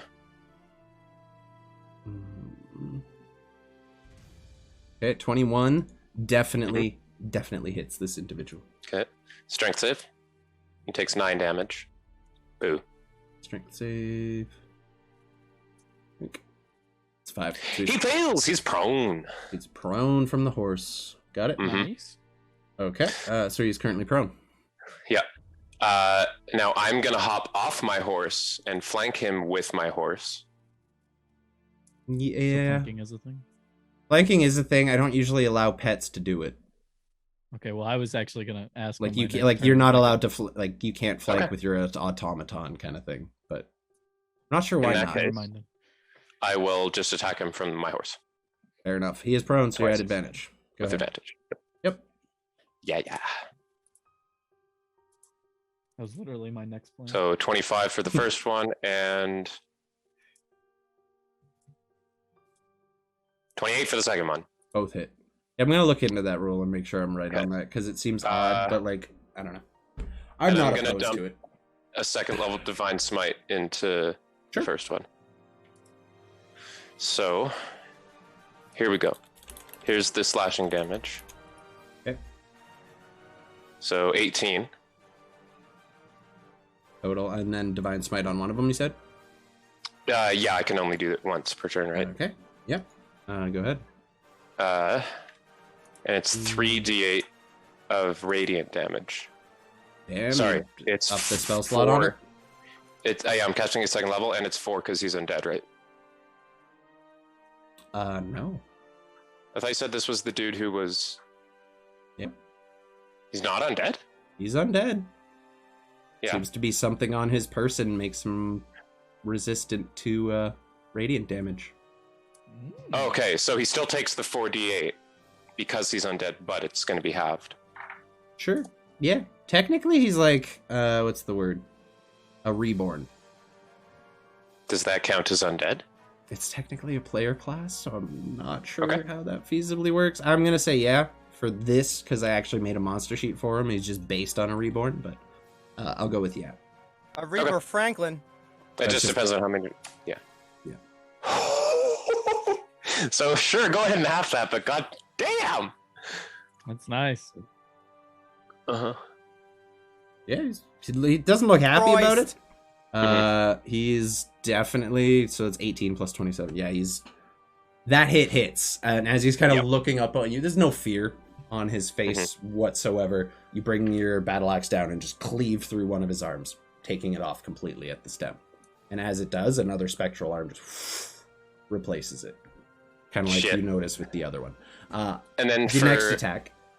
Yeah. Also, you bring down in a chopping motion, going through the chest, exposing some of the ribs, and kind of letting loose a little bit of a putrid smell. It's not pleasant. then because Akesh hit with that thingy and he's prone, the horse can make another attack with its hooves as a bonus action.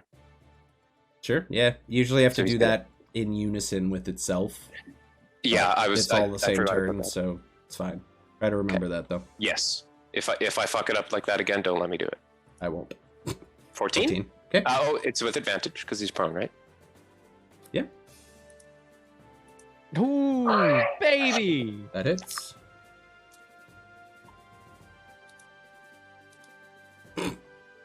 Ouch. So You rolled that a would 1 be- and a 4, baby. which is a total of 5. Yep. Times 2 is 10, plus 4, 14 more damage. Oof. Okay.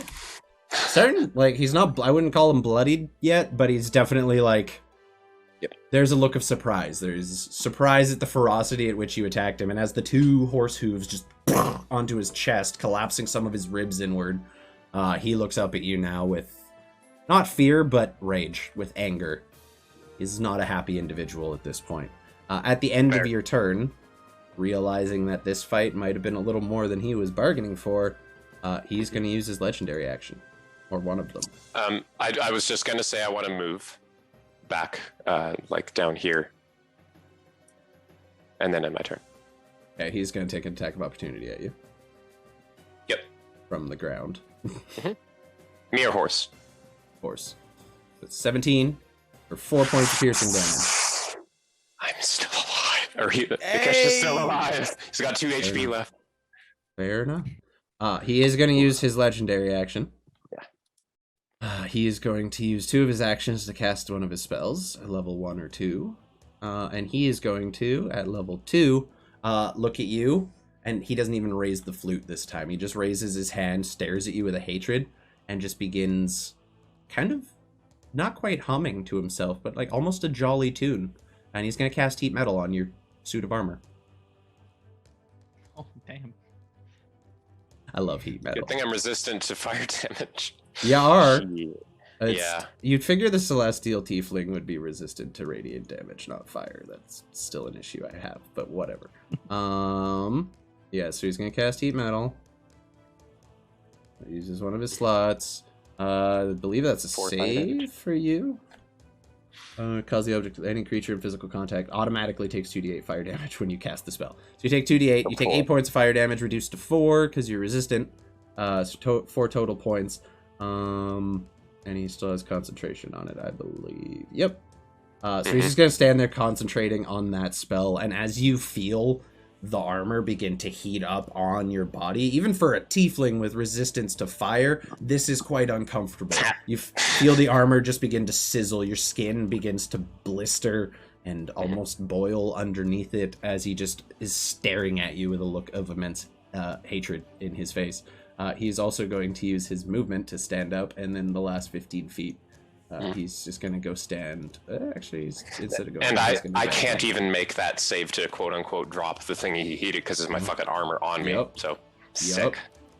Mantuka is just belly laughing, like absolutely belly laughing in the corner. Ha ha ha! Stupid knights. Yeah, you see Stanislav just glowing a bright orange as his armor begins to heat up more and more and more. That'll be. Oh, that he did. That was Imagine his my legendary clothing action. that's He over doesn't top actually. of it starts to smoke.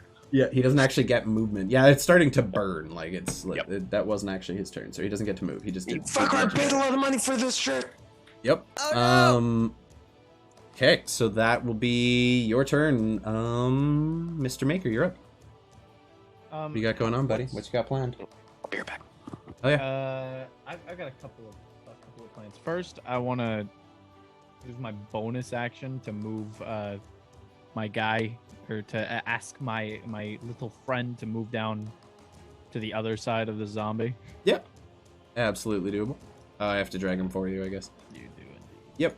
I'll work on that too, but not. And can I also get him to make an attack after? Yeah, so it's playing the I move? believe, if I am not mistaken, he on his turn will take the dodge action if you don't command him to do anything, and it's a bonus action, so you can command him to move and attack. I would say, like it.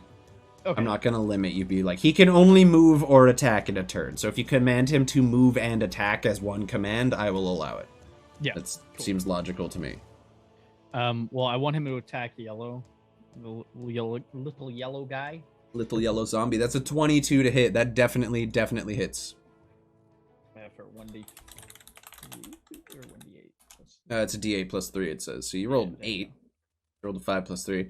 The zombie's doing okay, but like it feels it as your as UI kind of walks up behind this creature, your little robot companion, and kind of just mutters to himself, "I don't even know why he expects me to do this." And he's just gonna raise his hand up and almost very similar to the ape, like just hammer fist the zombie in the back of the spine, and it takes the hit and it kind of like crumbles and like turns to look very ominously at the fucking thing. Does it have multi-attack?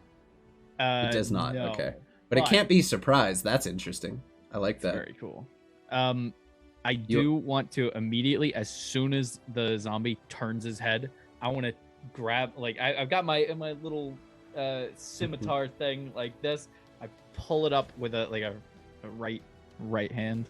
Yeah, That so you makes all sense. watch as this individual pulls out what appears to be a single-bladed scimitar that was with his gear, and then, using his other hand, flips out a second blade, revealing what appears to be a double-bladed weapon that he now holds in his hands. I'm gonna roll. It's to still named attack. Use Magical Scimitar because you didn't change your name, and I named it Use Magical Scimitar. So that's a double-ended scimitar. There's a +9. 21 definitely hits. Go ahead and roll your damage. Okay. 11 damage. And then I'm gonna take the other side back down because I can do it again Mm-hmm. and like bring it down on his head. Isn't it a bonus action to attack with the other side? Is it? I believe it Say is. that. No. It doesn't say that. 1 second, I'm looking for it. To be But fair, I I was- gave you a kind of a shitty, Yeah. very rushed homebrew. Double-bladed scimitar. No. Special, if you attack with the double-bladed scimitar as part of the attack, and then you can use a bonus action immediately to make a melee attack with it. I wasn't trying to do the second action. Oh yeah, you got for the multi-attack action. I have because multi-attack, that. I was doing that my artifact. multi-attack on that. My mistake, sir. Yeah, go ahead and make the multi-attack. I did. Go ahead. 8 and You won't- 11, so 19 total points of slashing damage. That'll do it. Between you and UI, you managed to just like beat down this creature, and as it begins to collapse under the blows, you bring the scimitar up for a last strike and just slice down, and the head just comes clean off the body and tumbles into the soft, damp ground at its feet. Beautiful. Yeah, that guy is also dead. Shit. Love to see it. I have had pretty bad luck with roll and stuff, but like, it's supposed to be harder than it was. I still have my move action. Yep, yeah, Yeah? you can still move. Yep, yeah, you can move your 30 or 35 feet, whatever it is for you. I'd like to move right here. Okay, yeah, And you're then now that's it. in range of those zombies. What's up, Chris? Am I in range of both of them? No, you're just in range of the purple. But the other one can approach you and attack if need be. That's fine. Yellow is out of the combat. Next up, we have Pink, who is out of the combat. And the archer in blue, who is now standing 5 feet away from Stanislav and his horse. Real quick, is my camera still working? Your camera's off right now. Fuck. Okay. My phone might die. No! No! If you want, Soon. we can take a break now and let you charge it for a No, few. it's fine. Keep going. Okay. We'll try to move this along. The archer is... He's not happy. He's really not happy. Yeah, he doesn't even want to risk that shit.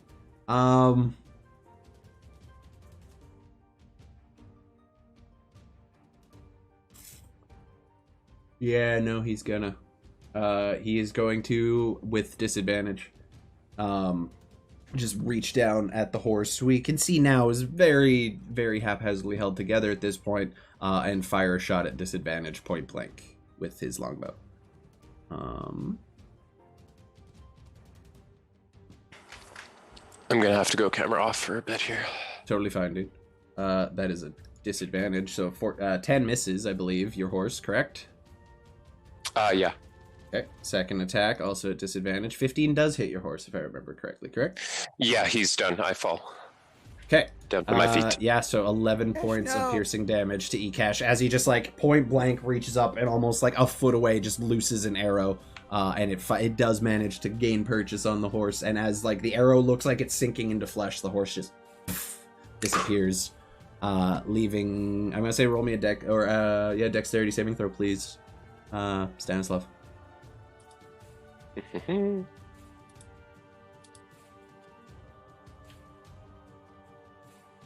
They're not going through. Good. Not yet, but Natural 20. there you go. Okay, so I you do rolled it by manage to hand. land on your feet. Yeah, I heard your giant fucking dice hitting the tray. So you do manage to land on your feet, but the archer's now standing above you, kind of looking down. He's 6 feet up, so your like eye level is at his feet, essentially. And he's kind of just looking down at you at this point. He's a little worried, and his health is still. You should be worried. Yeah, his health's decent though. He's like, yeah, he's gonna risk it. He is going to just run and spring over to kind of jump off the 6-foot cage, go around here. Do I get an attack of opportunity? You do get an attack of opportunity. Hey. It's not the easiest strike. I'm not gonna say a disadvantage because you can swing high. 23 definitely hits with that battle axe. God damn. 9 points. Okay, he's still up. He's still looking pretty good, actually. He's just not bloodied yet. Very close, though. He's, like, starting to acquire some wounds. They're more, like, glancing blows. He hasn't really taken any, like, mortal damage at this point. Definitely starting to look a little concerned with the way the numbers are going. Feels fairly comfortable that he's created a decent amount of space between you and other things that might be a danger to him. I'm going to say with the cage around him, I'm going to give him half cover, because you can still shoot through it. But he's definitely managed to get a little cover from range stuff. Next up, this archer is dead and out of the initiative order. We have the bard. Yay! I'm so excited. He gets his legendary action back for 1. I believe it's a bonus action to continue the fire. Yeah, so he's gonna maintain his heat metal spell on you and just use his bonus action to quickly pump another 2d8 fire damage into you. Fine by 12 me. reduced to 6, so you take 6 points of fire damage as the armor now is effectively beginning to cook your insides. If you weren't Just gonna deal with it. if you weren't resistant to fire, you'd be in a pretty goddamn messy situation at this point. Yep. However, that is not the only thing he can do on this turn. He doesn't want to waste any more 4th level slots. He's going to use his movement to move 30 feet this way. But as he's moving, he kind of looks towards you and just begins to whisper things under his breath that you don't quite Actually, what languages do you speak? Just Celestial and Common. Okay. So you do not understand what he's speaking, but it sounds very evil in nature. It's very guttural. It's very kind of ratchety. It's like almost very unpleasant on the ears. Very devilish in nature. And he is going to cast Dissonant Whispers on you at 3rd level. What's my save? That is targets must make a wisdom saving throw. Okay. So 17 or 16? 16. Ooh, buddy. Yikes. Rough. Okay. So, you take 5d6 psychic damage. Okay. Oof. Only 10. Are you fucking kidding me? Are you kidding me right now, dude? Okay, it's fine. In 5d6 damage, I rolled a 10. You do manage to maintain concentration. However, that was not the important part. You must now use your reaction to move as far as its speed allows away from you. So you now have to run away from this individual as far as your feet will take you this turn. As a Good. reaction. Yeah, good, sure. I've already used my reaction. That's true, you have. To attack the dude, correct. Is that... Do I still have to do it? Well, you can't. You have no reaction. It's already been used. So, Good. yeah, if it even says reaction if available. Okay, well, that's a bit of a pain in the ass. That's fine. Whatever. This zombie's gonna go, and he is going And that's to... just a boom, right? And it's not a concentration thingy. What do you mean? Yeah, that's like a There's no single whispers, use. it's just a single cast. Okay. Yeah, he has to maintain the concentration on heat metal. The other zombie is going to approach you. Okay. And make its attacks against you as best it can. Nope. 11. No.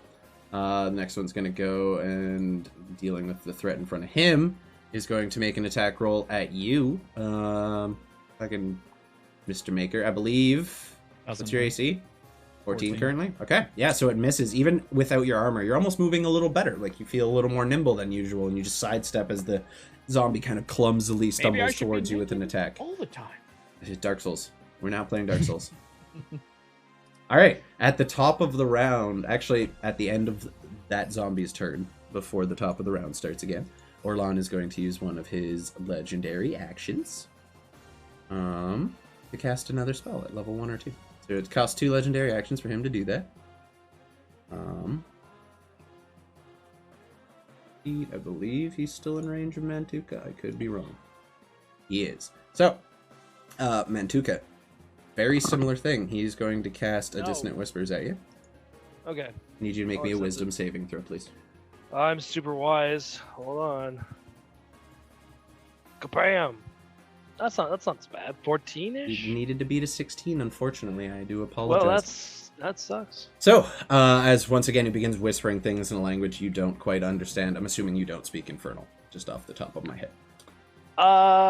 If you do, no. let me know. Okay. I do. I definitely do not. Okay, so he begins whispering things. Okay, you begin him just whispering things in Infernal, and it's not quite gibberish, but it's almost just like a string of vaguely insulting and threatening statements. Like, I'm going to kill you, feast on your flesh, that whole very demonic style thing. Like, you hear it too in the voice, like, I will feast on your flesh, and shit like that. It's a pretty deal. So you're gonna take 23 points of sidekick damage, Mantuka. Oh, damn it! All right. He rolled real good on that one. Yeah, he did. 23 damage, psychic. And you Mogus on his stick. Yeah, you have to use your reaction to move as far away from him as you can. Oh my fucking god! I don't think that it includes the dash action. I don't know. Like, are we bolting full speed, or I'm gonna say it's just your main 40 feet or whatever. I'm not running away. I just can't run forward. You have to run in the opposite direction of him. Yep, tracking. That's why I'm way the F down here. It's not the. I guess the opposite. technically, yeah. No, he would be going over, like, this way. Where do you want him? Oh, fine. It quite specific in the opposite direction. So, like, straight line from where he is, 40 feet back. There you are. You're where Gregory was hiding out. Sneaky Gregory. Yeah, kind of. Except you're a giant minotaur in the woods. However, at the start of the round, as all that is happening, you do get your turn back. So it is your turn now. What would you like to do? It's getting a little. He's not like desperate yet, but he's definitely like trying to figure out a way to play this a little smoother. Okay, this is gonna fucking suck for you.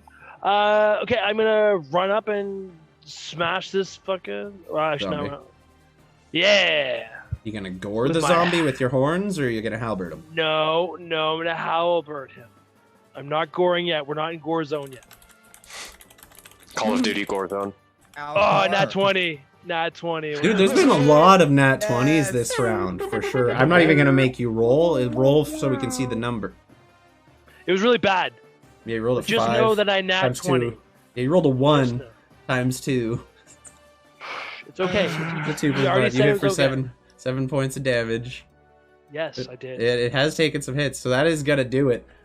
Just barely though. As you walk up, you kind of like just with the halberd immediately, almost just plunge it into and like lift it off the ground, and the zombie's kind of dangling there, like, and just kind of clomping its teeth at you as it just begins to slip further and further down the halberd until it's just dangling where the axe head is, and you kind of just slurps this big globby wet mess onto the ground. It is dead. You did manage to kill it. Yes, victory. Praise be Mogus. Praise be Mogus. So, for my second attack, will you let me to huck a javelin at this guy, or no? It takes half your movement to draw a weapon, traditionally. Okay, I'm out of movement, so that's a negative, Ghost Rider. That is a negative, yeah, because you have to actually take the time to take the thing out and then wield your shit in the other hand and stuff. I would just like to. I'm not opposed to you if you wanted to throw your halberd.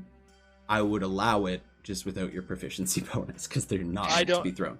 No, I don't throw weapons. I don't throw like my main weapons. I'm not that. Ferret.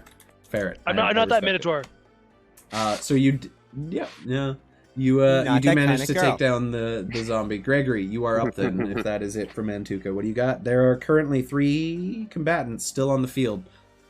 You have a bit of a range on this guy. He is still in cover because he's like right up against the bars, so you'd have to shoot through the bars to get him. Other than that, this individual is still visible over here playing his tunes and doing his thing.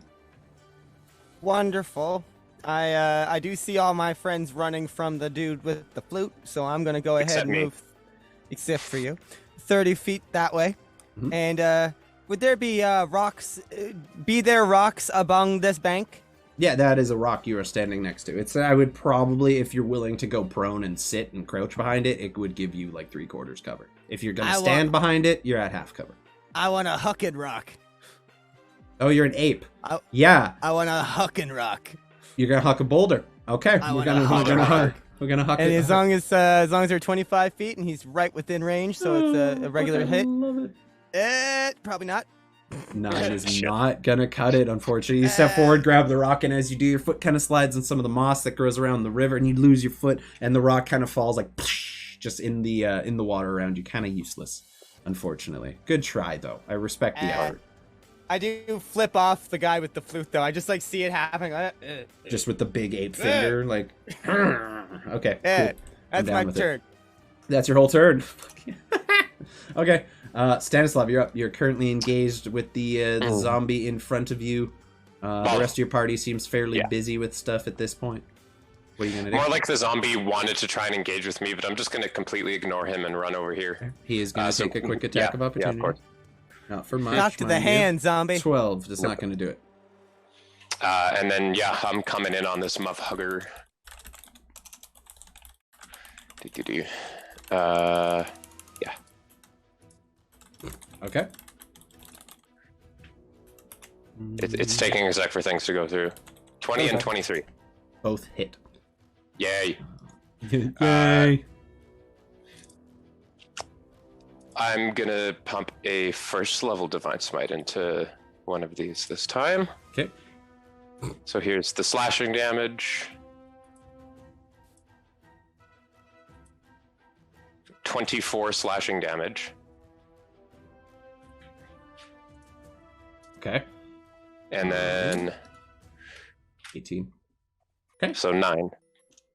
He's definitely 33 bloodied at total. this point. The wounds have begun to build up. He's starting to now look for maybe means of escape as opposed to means of fighting back as it stands currently. He's okay. He's definitely at a point he's not happy with, but he's still alive, still hanging in there and ready to continue fighting back. Good. Okay. That is Next all. up. Okay. Next up, Mr. Maker, what do you got? I would like to move behind this rock here, and use my action to cast Fairy Fire. Over this area here.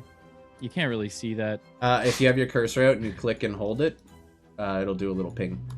That little area. Oh, perfect. Okay, so giving everyone he has to make a dex save against it. Correct? Only for light, but yes, 16 dex. Only to like show if he's illuminated. 22. So he does save. No one's getting advantage on the attacks, but you do see the fairy fire manifest and begin to kind of hang in the air around this creature. Some of it kind of sticks, and he is a little more visible, but it does not seem to be manifesting in the way you were hoping it would. Well, that's a damn shame.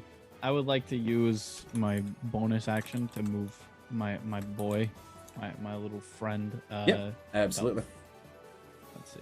What does he have? 30-foot movement or 40 He's feet? got 40 foot. Just pretty fast. Move him up here by me. Okay. Absolutely doable. You do know that he also has the ability to, if he's within 5 feet of a creature that's attacking you, he can deflect it and give disadvantage. Just bear in mind since you're new to the character. That will be your turn, correct? That will be. Okay. Next up, we have the archer. who is going to climb on top of this. Actually. Yeah, he's gonna hop back onto the cage that he's comfortable on. Stanislav, you kind of trying to think of who the big threats would be here. I would imagine with the angle he has a good line on me too, because Yeah, I'm pretty far he's away from 6 the feet up, so he can see above the tents anyway. Yeah. But Mantuka's been fucking slaying people, and that's a worry as well. And there's a giant monkey.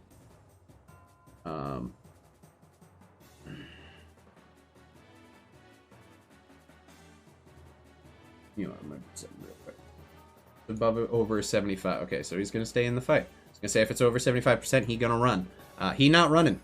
So he jumps up on the cage and he's going to take at least one shot against you, Stanislav. Actually, he's gonna do one against you and one against the ape. No, both against Danny. You're the biggest threat, and you're currently fighting the guy who is his boss. Longbow, 19 to hit. Yes. Natural 20 to hit. Definitely hits. So roll the 7 times 2 is 14. Plus 4 is 18 points of critical damage total. You take 18 points piercing damage as the arrow sinks into your back. What was the dice roll? 7 times 2 is 14 plus 4, 18. I don't know why roll 20 does the crit rolls the way it does. I don't understand it in the slightest, but 11 plus crit or whatever. So yeah, just look at the 7 times it by 2 and add the 4. So 18 points. You drop your concentration, unfortunately. What are you talking about?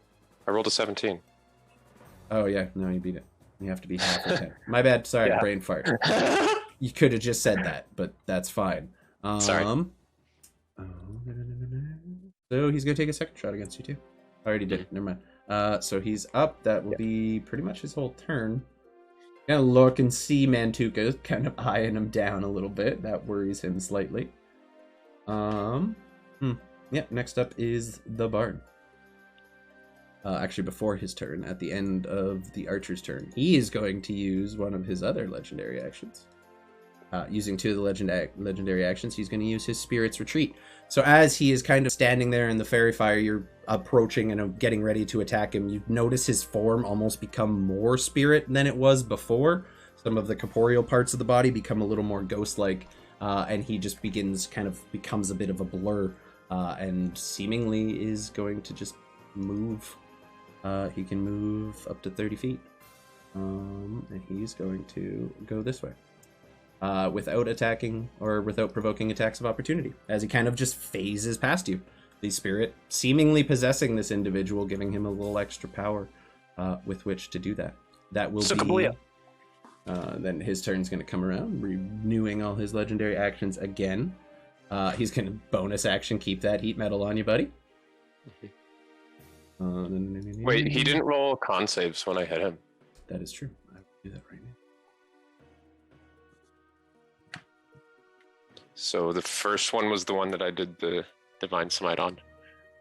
He fails anyway. So the heat metal drops as he begins moving. He kind of like looks and he turns like he's about to like reinvigorate the fire energy on you and burn you a second time. And as he does so, he realizes that he slipped the spell. He did not manage to keep it up on you. Nice. He couldn't keep it up, dude. Anyway. That is not the problem I've ever had in my life. Yeah.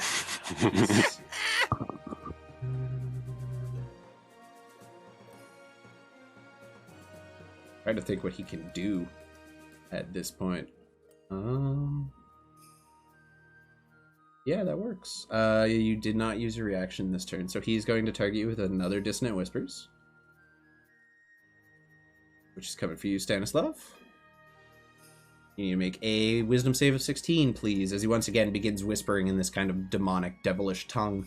Hellscorp, or sorry, Mr. Maker, you once again begin understanding. 26, holy shit. So it does not take effect, and he kind of stands there, he's just like, shit. And you see just like the teeth kind of grinding together as usual. I still take half damage, right?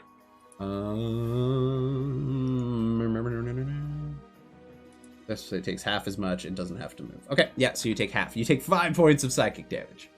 I'm in some pain. Yeah, you're starting to look a little on the hurt side. But he's definitely a little frustrated at that. You notice him kind of like grit his teeth and start to look a little angry. and he curses at you in a language you do not understand. However, you, our good friend Mr. Maker, Eugene, definitely understand this is your soul will be food for the devils, essentially, is more or less what he says to this individual. Kinda sexy. Yeah. Next up is the only other zombie still alive, who is going to fucking move his movement 20 feet of it to approach you, Mantuka. You do get an attack of opportunity as he enters your attack range with your polearm master.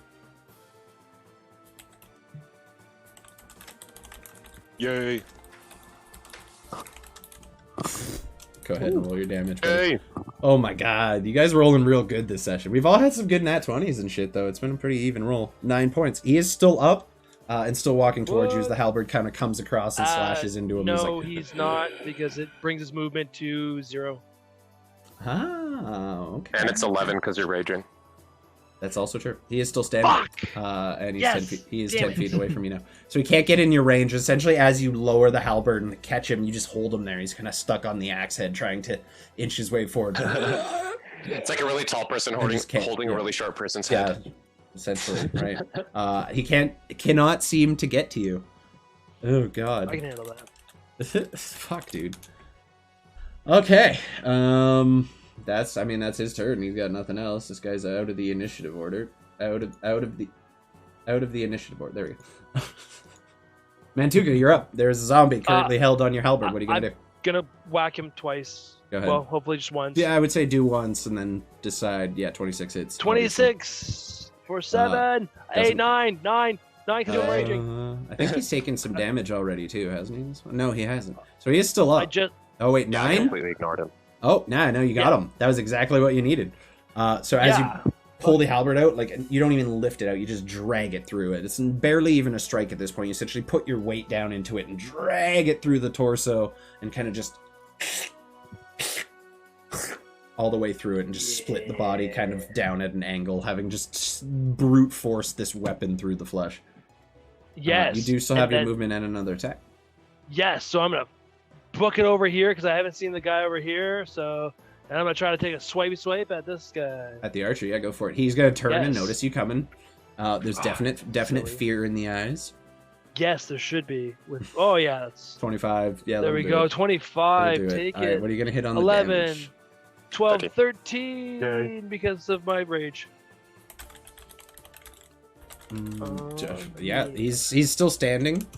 fucking But like he's struggling. You essentially run forward. He's about 6 feet up, which isn't all that high for you, being like almost 8 feet tall yourself. And you kind of just put the halberd in an upper angle and more or less just run in a straight line towards him, impaling him on the tip. He's still kind of held on it. He manages to like yank it out and step back, and you see the wound just bleeding through the hand. He kind of looks down at you, and there's a very, very clear look of fear and terror on this individual's face. Does not look like I'm he's just interested eye in fucking sticking him, around. like looking him directly in his eyeball. I will fucking have you. Fair enough. Fair enough. Oh god. Okay. Cool. That'll be your turn, Gregory. In your ape form, you're up. You do notice this individual kind of turn all ghosty for him and almost phase past Stanislav and make his way back towards the center camp. What would you like to do? Has he returned to his corporeal form now? Oh yeah, it's until the end of the round. Technically, he can move without disadvantage, but he already moved, so effectively, yeah, you can attack him. He's perfectly normal in every way. It's As long as he essentially a didn't free. look like a ghost. That Yeah, it's would essentially scare a Gregory. free he does still kind of have that ethereal component to him, being that he just used the ability. There's kind of this bluish glow. The limbs where they were flesh appear more ghost-like now.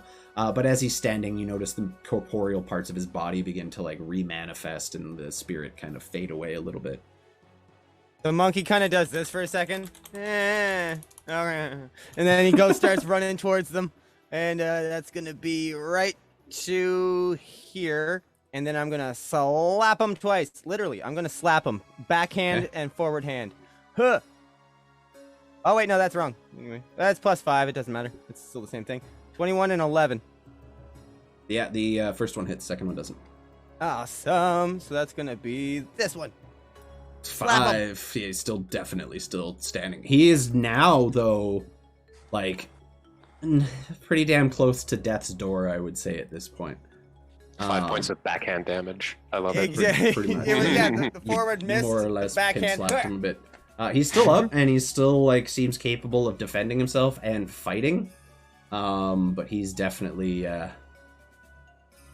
not happy. I would just like to look as interposing as possible to just kind of corral him towards my friend. I'm just kind You of you barely slap him. You just essentially raise your ape fist and just right across the face. You kind of, and you see the jaw kind of dislocate and then snap back into place. I'm gonna make you pay for that. Ook. And he's gonna use his legendary action. This is a special one. He's gonna use all 3 of his legendary actions to activate his desperate performance ability, which is essentially mesmerizing tune, but he can do it. It has to be to do the legendary action version. He has to be below 25 hit points, and it will automatically use a 4th spell slot. So that was only going to leave him 1 after this. Anyway, he's targeting 2 people with it. So Gregory, in your ape form, he's going to target you. He knows it didn't work on Stanislav and Mantuka already. So the only other living person that he can charm is going to be Mr. Maker. So I need both of you to make me a DC 17 charisma throw as the DC goes up when he activates this ability. You can tell now this is a last act of pure desperation that this man is trying to do. He begins playing and feverishly erupts into this flute solo almost, and like staring Ape Gregory down, just trying to impose his will on this individual. And it almost seems like Mr. Maker just kind of catches like a side glance of it, and it affects the both of you. So you are both, ouch is very reasonable response. I just picture him really quickly playing it. Yeah, it's like he's now playing Aqualung by Jethro Tull. Yeah, exactly. So on a failed save, the target becomes utterly mesmerized by the Piper and falls entirely under his control.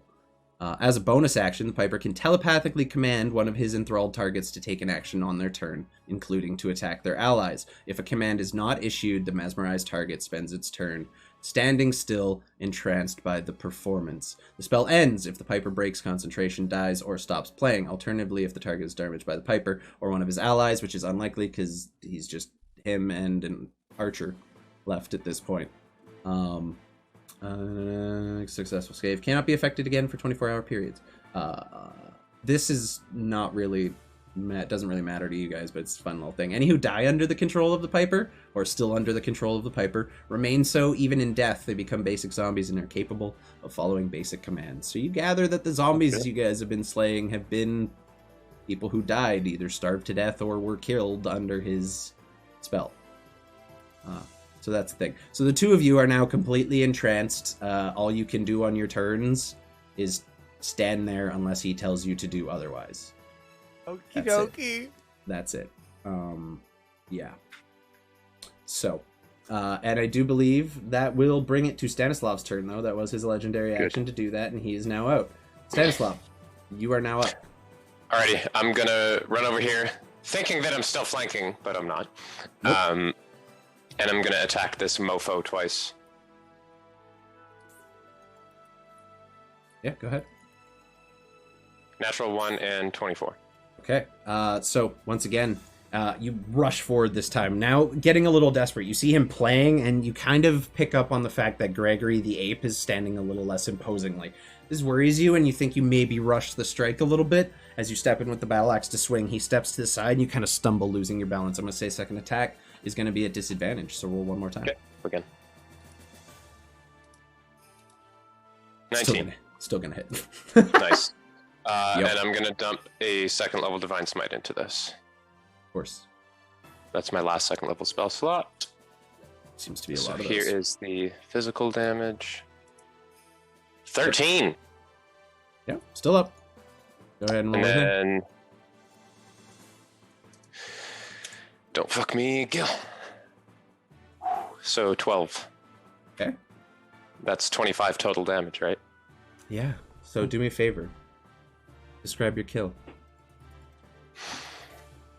So after slipping, I just kind of come back around and face this dude, seeing that he's got at least one of my buddies under some weird spell, and I'm like, I just look him real close, and I'm like, your flute playing fucking sucks, and I just bring my axe up into his face. Okay. As you do so, you take the axe and almost like upward swing it, cleaving through where the chest would be and up into the jaw, re-damaging that left side of the face that is already looking pretty ghastly from whatever killed him in the first place before he became an undead. And his body flies into the air and then collapses onto the ground at the feet of the great ape. Gregory and Mr. Maker, you feel the hold this individual had on your mind begin to slip away. As the, I guess the individual who played it, is now no longer able to maintain concentration on his spell as he has been more or less cleaved in twixt. Yeah. That's going to be your turn, correct, Stanislav? Potentially not. You do still have a little movement? Bonus action. No, I used to. I could move maybe 5 feet, but nah. Yeah. I'm just gonna like slowly turn around to the archer and just point at him with my axe, look him in the eyes, smile. You're next. Okay. Hands off, he's mine. My turn before you. Dead. Next up, we have Mr. Maker. What are you gonna do? I can move and everything now. Mm-hmm. Yeah, the spell fades away. Seemingly didn't get to use the cool homebrew spell I made. It's fine. All right, Cool, well, I want to move. It's cool. I didn't want to have fucking fun in this game. It's cool. Is there any way for You me guys to did get so good. my? Is So there any way Go ahead. for me to get this guy up next to him, where he's within 5 Yeah, feet feasibly of can him? walk. He has 40 feet of movement. Definitely, you can walk around the tent and shit.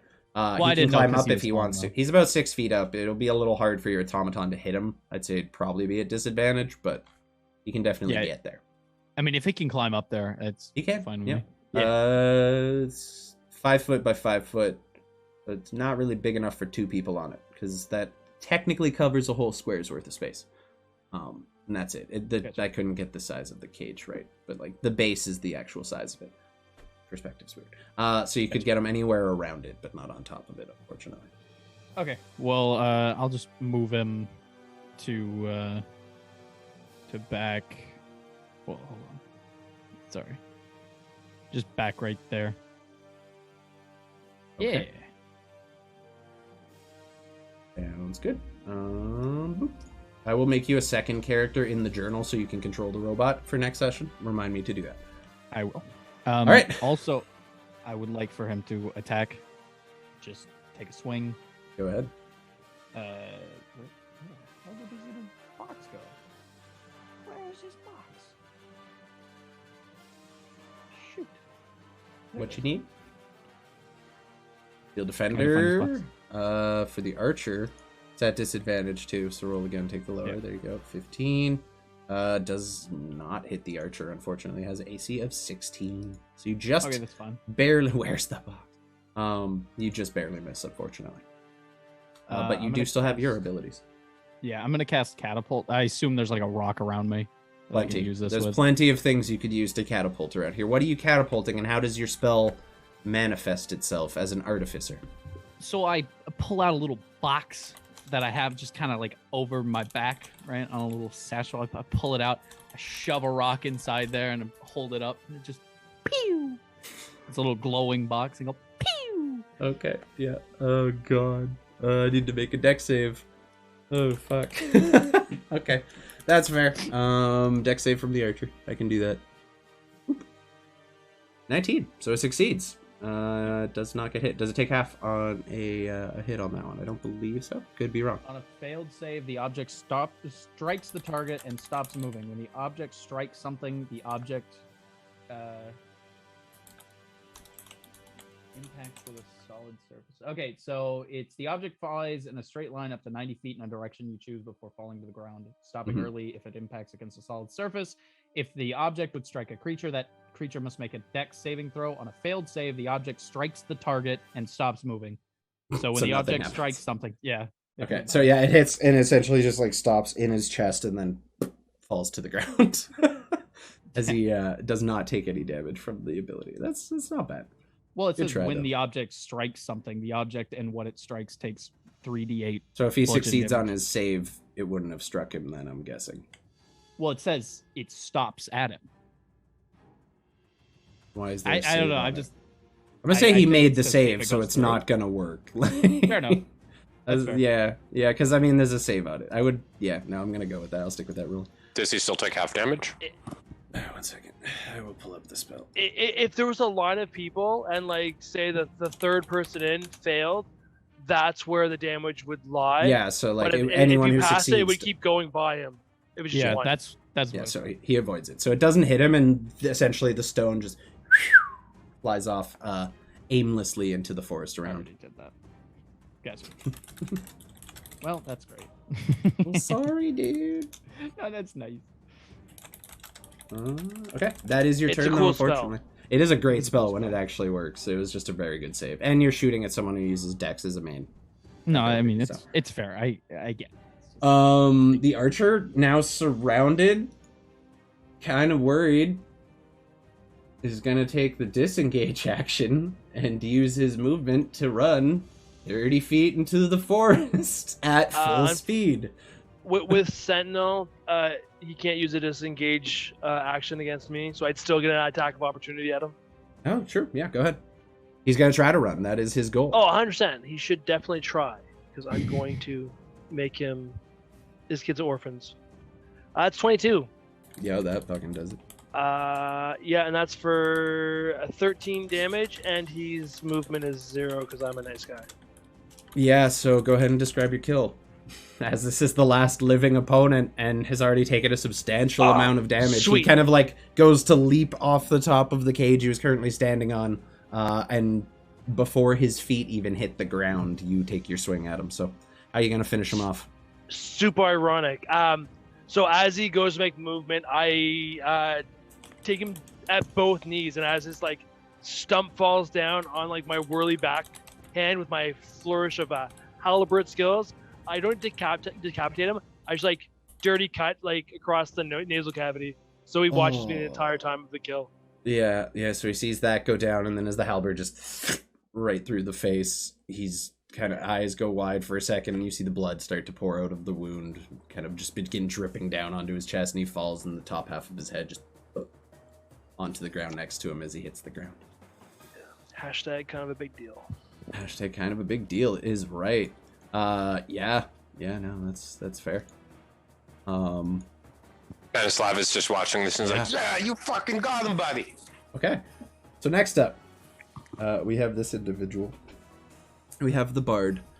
So Stanislav, if you're kind of standing there having just vanquished your opponent and now looking at your Minotaur companion thoroughly murdering someone, you're a little distracted, but you notice a faint, effervescent, almost blue glow coming from behind you, and it kind of illuminates the side of your face.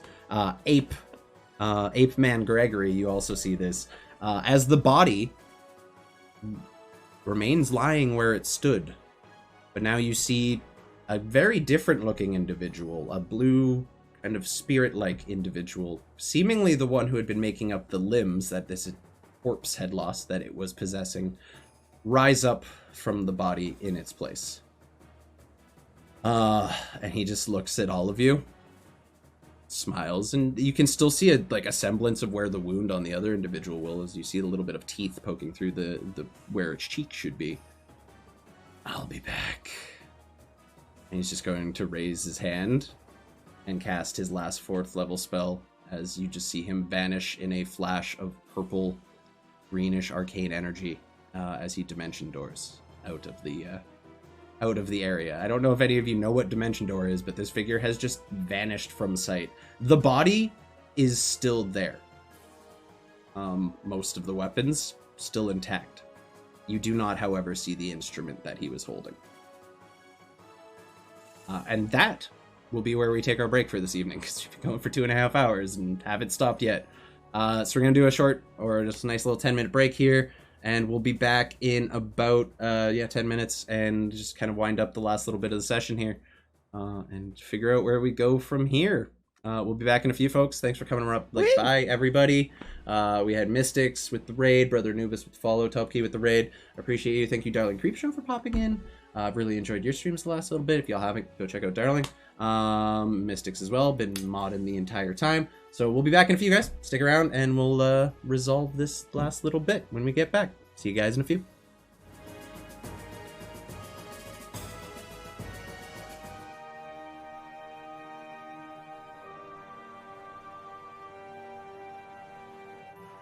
Hell stealth.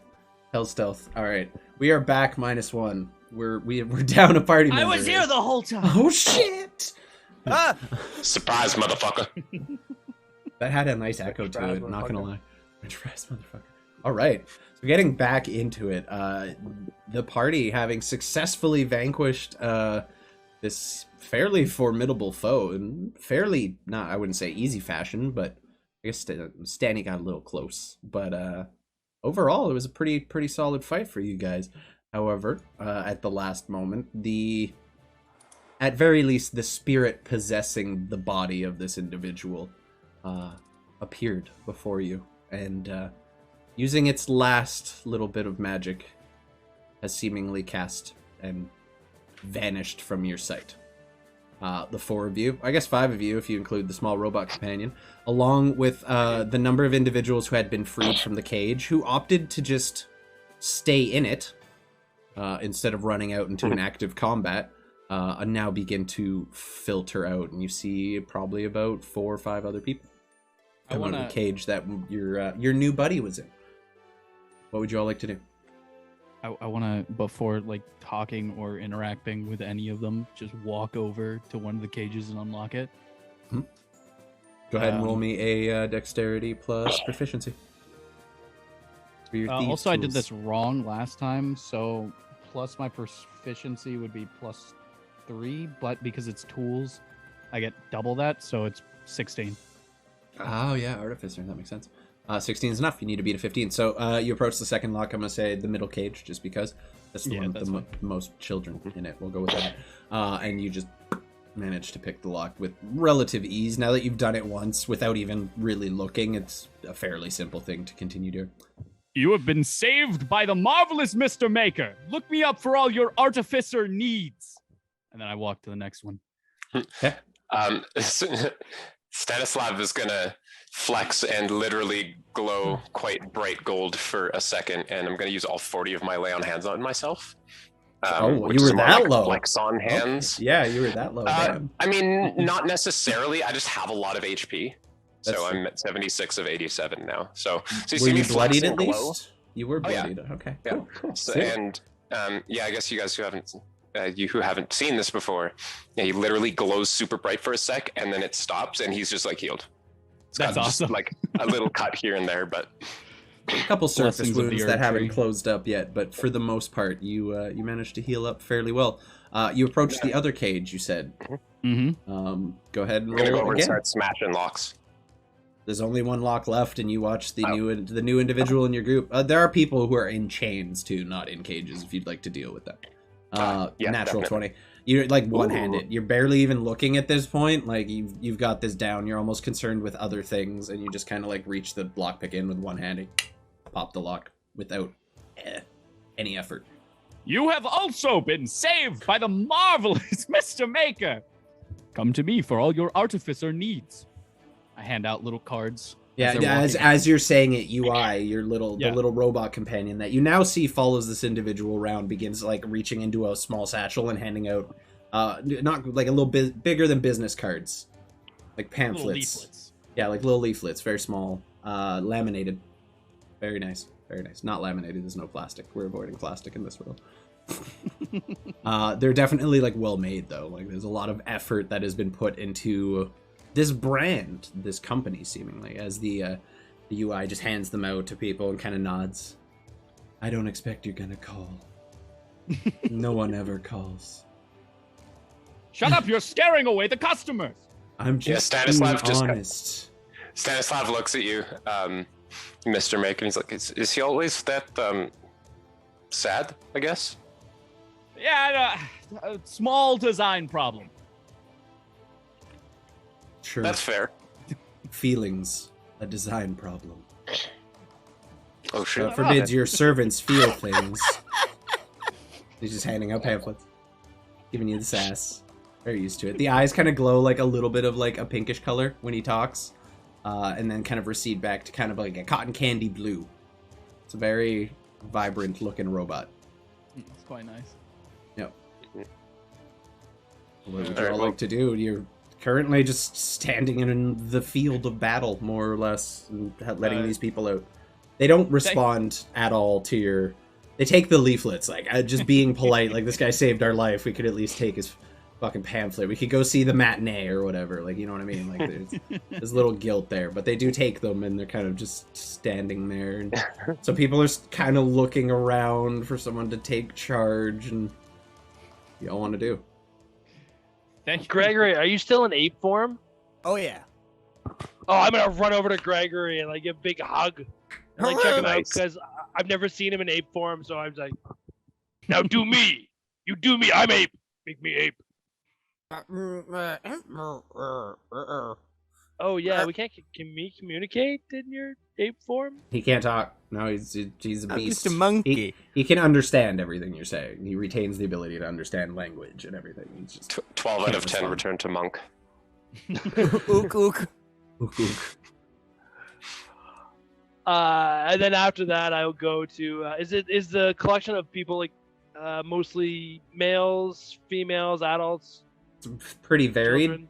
Children? There's of the, what did I say, about 14, 15 people. Looking at it now, it's 15 people. About 6 of them are kids. And the rest are adults and people of varying ages, anywhere from like 20s to late 60s. You gather, a fair number of the adults were probably people who were traveling on the road and got caught. And you do recall hearing, I mean, all of you, excluding Mr. Maker, in town, that there had been a number of children who had been reported missing recently. Kind of gather this is where they were going. Matuka, your savior. City's over there. You're welcome. Some kids just staring at you with like a fair amount of fear in the face, but realizing you saved them. They kind of stand there waiting for someone to like help them, and then a couple of the adults in the group, a couple of the women, and a couple of the men begin kind of branching off, going into tents and seeing what food they can collect, and kind of begin handing out bread and whatever food they can find. You gather, of all the people in this camp that you've seen, only 2 of them were alive. So they don't really have a lot of food storage around. They have like the bare minimum to make sure the prisoners don't all die from starvation. Clearly, I'm going to take a couple of my do a great rations. Yeah, no, there's enough food to go around. Everyone kind of begins eating their fill. Not too much to start, just kind of little bites, and I'll begin to fill up fairly well. Someone kind of approaches you, younger man, kind of black hair, a little bit of a grizzled beard, looks like hasn't been shaved in a while. You gather he's probably a prisoner for fairly reasonable length of time. Mr. Maker, you would have recognized this individual as someone who was here before you, and was already looking pretty shitty when you got here. He kind of approaches you. Which way did you say town was? I don't know. Half of us don't even remember how we got here, wherever here is. Who is he talking to? Yeah, who is he? Any of you 4. Like, just whoever's closest to him. I assumed you guys kind of grouped up a little bit. That way. Probably. I don't know. Where does his arm go? Are you actually pointing at a town? Yeah, no, I'm just pointing, in the direction of the town. What is this sorcerer? Where's your arm? Yeah, roll me an intelligence check, because you were also brought here in a trance. Gagged. Yeah, you managed to figure out pretty well where you are approximately, and which way the town of Southwatch would be, which is technically the closest town. Redwatch might be, but I'm gonna say you point them towards Southwatch. And you get a good general direction, pretty much. Cool. Do you think it's safe? We saw it get away. Do you think is it safe to travel? Probably. I don't think it'll be doing anything in that format for any time soon. It's never safe. You're Said probably gonna die. Said it was what he said. collecting us. Someone needed us to test subjects. He called us. That's Do a we little need bit test fucked subjects? What was that? Sorry. Yeah, do Nope. we? Group huddle. What? Do we need test subjects for anything? No. What the fuck are you talking about? Just joking. Just wondering when groups alliances. Okay, very good. See you. I don't know why I'm in this huddle, but yeah, we probably do. Who's this guy? Yeah, I don't. Baby Gregory? I mean, yeah, you all see each other standing here. You know, this individual helped you. How you approach each other is entirely up to all of you. Okay. Did I You see this individual, like, handing out pamphlets to people who have just been freed from captivity. Do with that information what you will. Did I see the dude turn into a giant ape? Yeah, no, you saw that whole thing go down. No one tried to Perfect. sneak anything that happened in there. You gather this party is not very fucking stealthy. Like, let me tell you. You speak It's for your not. fucking It's self. not even really a factor. I want to walk up to the big monkey. Oh, who? I want to say, that's a neat trick you got there. I can do it too, and then just turn into a smaller form of the ape. Yeah. So as you watch this figure's skin begin to change and bubble and alter, he looks like he definitely tries to turn himself into a semblance of an ape, Yeah. but doesn't quite make the bridge from like humanoid to ape, if that makes sense. Like he looks like sure. he just looks like a guy with an ape face and fur Like one all of the over his ones from body. Planet of the Apes. It would kind of be like someone trying to turn into a cat and end up like a tabaxi. Yeah, like the old What? school Planet of the Apes movie. Yes, that's exactly what you're fucking looking at. I am 100% sure that I look exactly like him. Yeah. Okay. Yeah. Gregory No, there's thinks so, confidence. Like too. in character, I am 100% sure that I look exactly like him. See? Gregor just starts doing like a monkey dance around him, and he's just really excited. He's never seen anything quite like that. Awesome. Mantuka's gonna turn to Stanislav and be like, I know I'm the new guy, but what the fuck? I think it's pretty awesome. The more monkeys, the better. Oh, that was wholesome. Oh, that's awesome. nice. We need that on a shirt. The more monkeys, the better. This party is a veritable barrel of monkeys. So. Oh, speaking of animals, I need to do a thing. Give me like 10 minutes. Look around for some shit, maybe. Yeah, And, I'm gonna rifle through one of those tents. Actually, Okay. Anyone who wants to go ahead and roll me investigation checks to see what you find Nope. in I'm- the area. Yes. I'm just gonna I'm pick not up gonna 3 partake or in this. 4 rocks, and I'm gonna start juggling for the children. Ooh. Okay, roll me a Yeah, do performance check. Go ahead. Hey, Okay. You're gonna. Yeah, no, that works for me. it's a big did you- monkey. Nope. Do-do-do. I got 15 in my investigation. Okay, so who rolled 15 and a 10? The 10 is a performance. It's passable. You're struggling with rolled the a 25. juggling portion of the show, but like you're entertaining in and of yourself because you're a giant ape. You're I an like ape lean person. into it. Whenever I Yeah. drop a rock, I make like a big Yeah. monkey deal out of it. Okay, yeah, you really lean into the performance, and it's not your best work. You feel you probably could have improved it in a couple areas. You gotta take some notes, go workshop them, and bring them back for the next performance a little better. But it was We need good enough these to kids for a enter- focus group. Yeah, and entertain Mantuka most of all. Like Mantuka is utterly transfixed by this performance, and then like immediately branches off to continue investigating. Between the two of you, you do manage to find a pretty sizable amount of stuff. It looks like these people have been camped here for a decent amount of time, capturing people and individuals. You find a massive amount of just basic like trade goods. Like these were people who were traveling with stuff to sell, like merchants and shit. No carriages, they didn't bother bringing any of those. Just the light stuff they could carry and sell for a decent amount. So, where's my page here?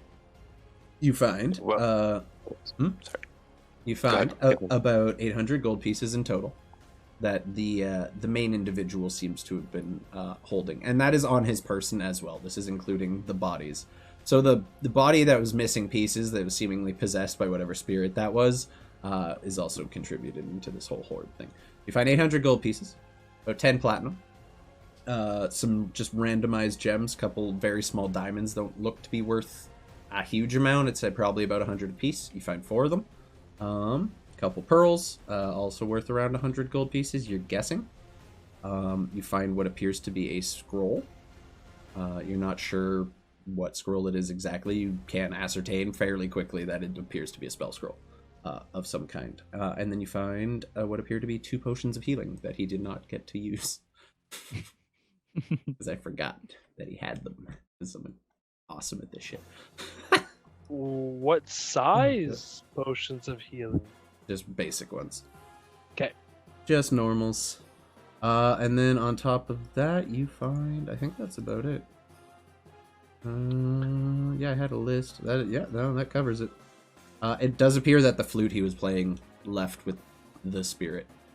Mm-hmm. Not sure how, per se, but the body itself is bits of dirt stuck in some of the places where skin was missing, and it looks like this was an individual who might have been buried at one point or another. And you're not sure how he came about coming back to life. You gather it has something to do with the spirit. Perhaps the flute that it carried.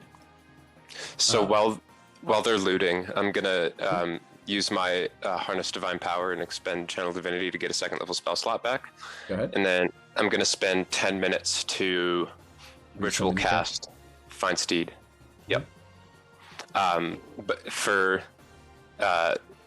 people who have seen like wizards do ritual spells, because it's quite common for them, normally they just kind of sit there and read the spell or like close their eyes and perform the components of it. Put the components out and everything, yeah. Yeah, for Stanislav, he's basically just doing yoga.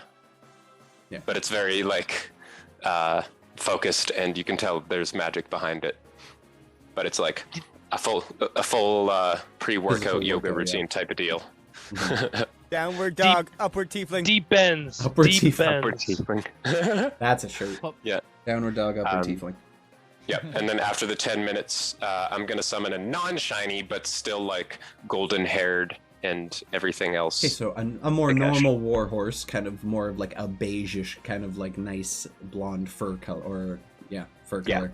But the mane itself is like almost like a bright gold, still reflecting the celestial nature of this creature as this large warhorse appears before you.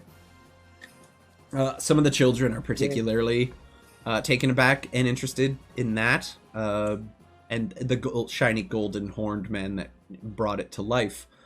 So they kind of begin to approach us excitedly, still kind of adjusting to the fact that they were just held prisoner, and but seemingly finding a little joy in the casting of this strangely magnificent creature. The man who is kind of taking a lead before approaches the group again. I don't suppose I could convince any of you to give us an escort back, just in case. Lots of bandits here too. It's not safe roads to travel at night. Well, I think we had to go back there anyways to, like, collect the reward money for taking care of that thing, right? Ook ook. Wait, reward money? Hold on, what? Yeah, we took a job for this shit, remember? Yes, I do. Oh, never mind. I guess you haven't been. I was gonna say, do you are you Stanislav lying to the party right now, or does Chris not remember? No, Stanislav. No, okay. You guys took a contract to hunt down a team of Imperium scouts that were up here wandering. Right. This dude had his own agenda, and you guys just happened to cross paths. Oh, right. Never mind. The church was the ones that were looking for the missing kids, but I mean, I guess we did that too. So we should at least go tell them. Church had other things to worry about too. They mentioned it. It was more of like an open contract in the city. No one really. And the killing of the undead, which we also kind of did. Also wasn't the undead they were referring to, but you may as well try to prove it somehow. Yeah, you guys didn't really go back to like talk to the people at the church or temple to figure out what they wanted you to do. There was other side of the map, or not, it's coastal. But I mean, it isn't undead. You could feasibly try to get something out of it, and you did save these people. And like the guy kind of looks at you, he's like, "We'd be willing to vouch for the fact that you saved us all, but I would rather have an escort. None of us are fighters here, and even if we were, most of us haven't eaten days."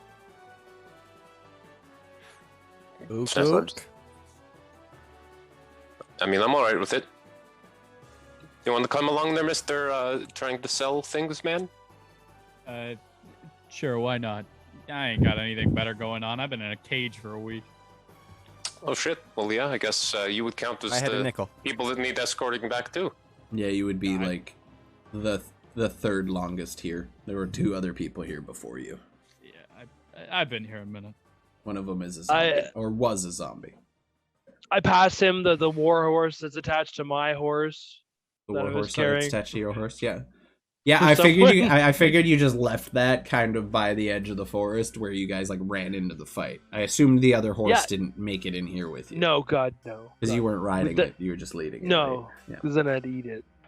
Yeah, exactly. Then you eat the horse. Always eat the horse when in doubt. That's what I've heard. Ikesh just kind of looks at you, glares. I'd eat you twice. Magic horse. Gives you just a big lip smack at you. I'm gonna have to practice horse emotes and shit now. You know that, right? I'm gonna have to watch like a bunch of horse vids. Just watch a My bunch of Sherm YouTubes. movies. Yep. Wow. Just be careful what you search. Oh yeah, no shit, buddy. Just Google horse video. Sure, nothing terrible. Watch Cher and Burlesque. You'll get it all. X. Okay, I'm good. I What? got it. Oh god damn it, guys! No horse balls this episode, please, please. Wagon will watch sushi. Well, I didn't get a as you chance bring up horse to do balls. horse balls. Ikesh turns Last around and shows you episode. his horse balls. So There you go. You got horse balls. You happy? I am Fucking Yeah, I am. happy with yourself. So beyond the loot you guys found, you also do find a pendant on the body of the main guy. The bard also appears to be vaguely magical in nature that you can't ascertain what off the top, unless one of you can identify it. But it does appear to be a magical necklace of some kind. Do with that. I'm gonna cast detect magic to just at least get the school. illusion. Cool. Could I use right tool for the job to create some jeweler tools and check it out? Yeah, you can. I mean, that would allow you to appraise it and get the approximate Yeah. value. It's not going to tell you what's magical about it. That would be an identify that's spell. fine. But if you want to use your jeweler's tools to get like an approximate, yeah, go ahead. Roll me a. I would say intelligence for that because you're trying to like look at it, ascertain the value, figure out what it is, what it's worth. That'd be Add plus your proficiency. plus your Okay. tool proficiency, yeah, which is doubled, right? Yeah, so it'd be 7 plus 6. So I'm gonna tell him like it's definitely 13. illusion. Yeah, so So I don't think it'll definitely. hurt. Definitely appears to be magical in nature. Nothing.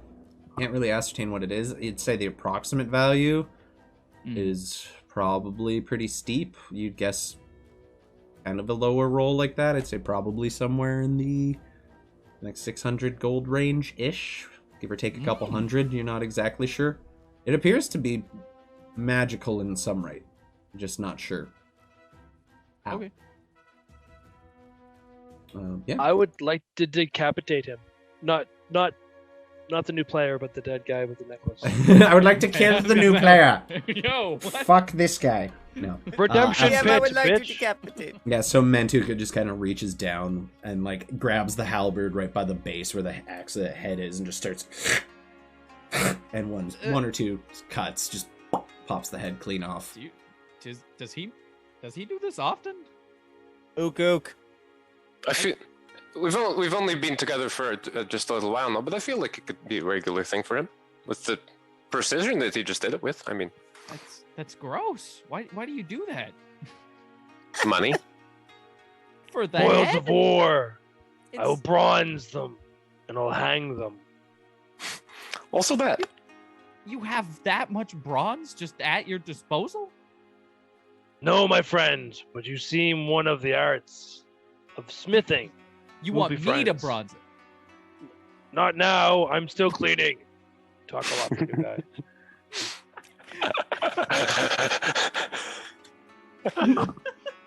Okay. And then with so you- that, Mantuk is like just chunking off the flesh to the actual skull itself in preparation, throughout to clean the skull in Okay. preparation. Okay, you're gonna make a clean skull. A loincloth, I'm guessing? We're going for a codpiece? No, there's gonna be like decorative like skulls that I'm gonna hang on my man kilt. It's just not helping. This is exactly what I said it was. It's just a different way of saying a codpiece. I win. That's what I have to say. Man kilts. Kilts are inherently Is a manly. codpiece? No, it's a thing I'm gonna hang on my man kilt. Like, okay. All right. That's the thing I'm gonna hang in Um, front of my deck. It's not a codpiece. It's not a No, codpiece. always to the side. You never put the hammer in front. Yeah. That's a good point. That's probably smart. Carpentry 101. Fair. Was there Yeah, any yeah. other magic yeah. things anywhere, by the way, when I cast Detect Magic that I was unawares of before? Not that you can pick up on, no. Just Neat. the stuff this individual had on him. Actually, hold up. I might have lied to you just imagine- now. I imagine your Might have- automaton, Mr. Maker. Oh yeah, shines that bright magic 100%. for me. And I guess if any of And you that have scroll. magic items on you, yeah, the scrolls would also radiate magic as well. But the school or the Technically scrolls? speaking. Think. You're gonna make me pull out my list again. Yep. One is illusion. Where did my notes go? It's definitely an illusion scroll, like it appears to be. And Yep. the second one I think was evocation. I will have to double check. And that one, my Okay. notes are closed. I closed the page by accident. I don't feel like pulling it all up now. Yeah, no worries. Appears to be a low level. I believe it's evocation. So I will confirm and get back to you on that after the session. Fairly low power. They don't seem like anything all that special. If any of you have magic items on you, standing, you Mhm. see all of them. So the toy box. I'm just like, be careful with powers. those scrolls. They're really powerful. Don't do anything too dumb with them. All right. Yeah, so the toy box, the mask, the halberd. I know My fucking shit, Mr. wow. Maker has like a bunch of infusions and shit going, so he's lit I up don't like think I a have them Christmas right tree. now though. You started with you don't have them equipped, but your gear Yeah. still has them on it technically. So Okay. I'd assume by this point you've got your clothes back on and armor Okay, and stuff. cool. I just inferred that. So yeah, no, the new guy lights up like a Christmas tree. Straight up. There's quite a bit going on. And the automaton just gives off like a radiant glow. And like school wise, it's complicated. There's a lot of stuff going on in that. It definitely is very arcane in nature. I'm gonna like actually. have to It's do fine. that. Don't worry about it. Yeah, it's I like feel equal parts Stanislav summoning, wouldn't like be able something to in it is understand summoned, like giving it some. Yeah, it's arcane machinery, way beyond your level of comprehending. Yeah, I can cast this spell, but it doesn't mean that I can understand all the information it's giving me. Exactly, you got it. Yeah. I'm a fuck charisma caster, not an intelligence caster. yeah. Exactly. I'm gonna put like 3 or 4 of the kids on my giant war horse. Sure, yeah, no problem. And Ekash As kind of many like of the kids as I can fit. yeah, Ekash kind of hams it up for the kids too. Plays with them a little and kind of cheers them up. He's a very wholesome horse. One I'm gonna kind give of the like- kids like apples too to feed to him. Yeah, one kind of approaches with an apple it found. No one gets rides on me. You try, I kill you. There's a little kid who is already kind of like pawing at the fur on your legs, and he's like, I'll make second skull with you. one of the women in the group comes over and like shelters the kid and pulls the kid behind like the back of her leg and just holds her there and like looks at you. Be a better parent. Kind of Watch your child. Definitely not her parent. The child is like elven, half elven in nature, and this parent is like a dark skinned human. Like no blood relation there. Possibly adopted, but like doesn't appear to be any familial like connection whatsoever. Great Babe Gregory quickly like senses the tension and does like a pratfall between the two of them and starts like monkeying around and all that and just, trying to make every light of the situation. Yeah, she very much gives you like a how dare you kind of look, Mantuka, and you're almost taken aback by like sheer ferocity in that woman's face for a second. Looked at you far more intense than any opponent you faced in recent weeks. Anyway, So, as the group agrees to act as the escort and bring these individuals back to town, you gather the belongings you collected through the fight, making sure that the bodies left are left in a somewhat respectable way, at least the ones that were zombified. As you gathered, they were not there by choice. And then the group we of you, burned them. yeah, probably a good idea. You kind of throw the bodies on the fire and they begin to catch, and you kind of add some wood to it. Make sure it's controlled enough that it's not going to spread and cause a forest fire or anything. I would like to ask, you have, you do have access to 3 tents. Just saying. It came up a couple times in the last game, and you're like, we don't have tents, and it's raining. Well, here's 3 tents. Oh yeah, shit. Okay, so Gregory starts to melt into black ink, and emerging is the young boy and a white mask. He just pops out. He's like, "Oh yeah, should we take some of this stuff, or should we? I can put it in the box." Baby Gregory, put the tent in the box. Here, baby Gregory. Yeah, so Mr. Maker, as you see this child, this like 15, 16-year-old boy pull out what appears to be a toy box, like a child's wooden toy box, and open it up and just begin stuffing things into it. Like a whole tent just fits right into this tiny little square toy box of holding, essentially. And then probably another one, because 2 of us are very large. Yeah, so like One you in managed to stuff. particular It's starting is to get something pretty that's full, though. You're going to need to clear this thing out. You do have quite the arsenal of weaponry in there you may need to deal with. Oh yeah. I forgot about that. Yeah. And as you begin to escort the group, kind of heading back to the road, that is where we're going to call the session tonight, as you all make your way onto the road and the sun begins to just crest and rise on the eastern horizon, bringing a new light to the day, the kind of moisture from the night hanging in the air, and a little bit of a light fog as the sun begins to heat the ground. And you all kind of take a minute to just bask in the fact that you inadvertently, almost by accident, probably saved the lives of about 15 people. That'll be where we wrap things up for tonight. Yeah. I want to thank everyone for coming by and coming to hang out. It was a really good turnout for tonight. I really, I couldn't be more appreciative of all of you. I always love to see everyone coming in. New familiar faces. Peter, thank you for letting us know, or letting people know that the stream was going on. Getting Boofa Guy in here. Appreciate that. And I'm looking forward to next Monday to see where we go. You guys do still have an active contract you need to fulfill.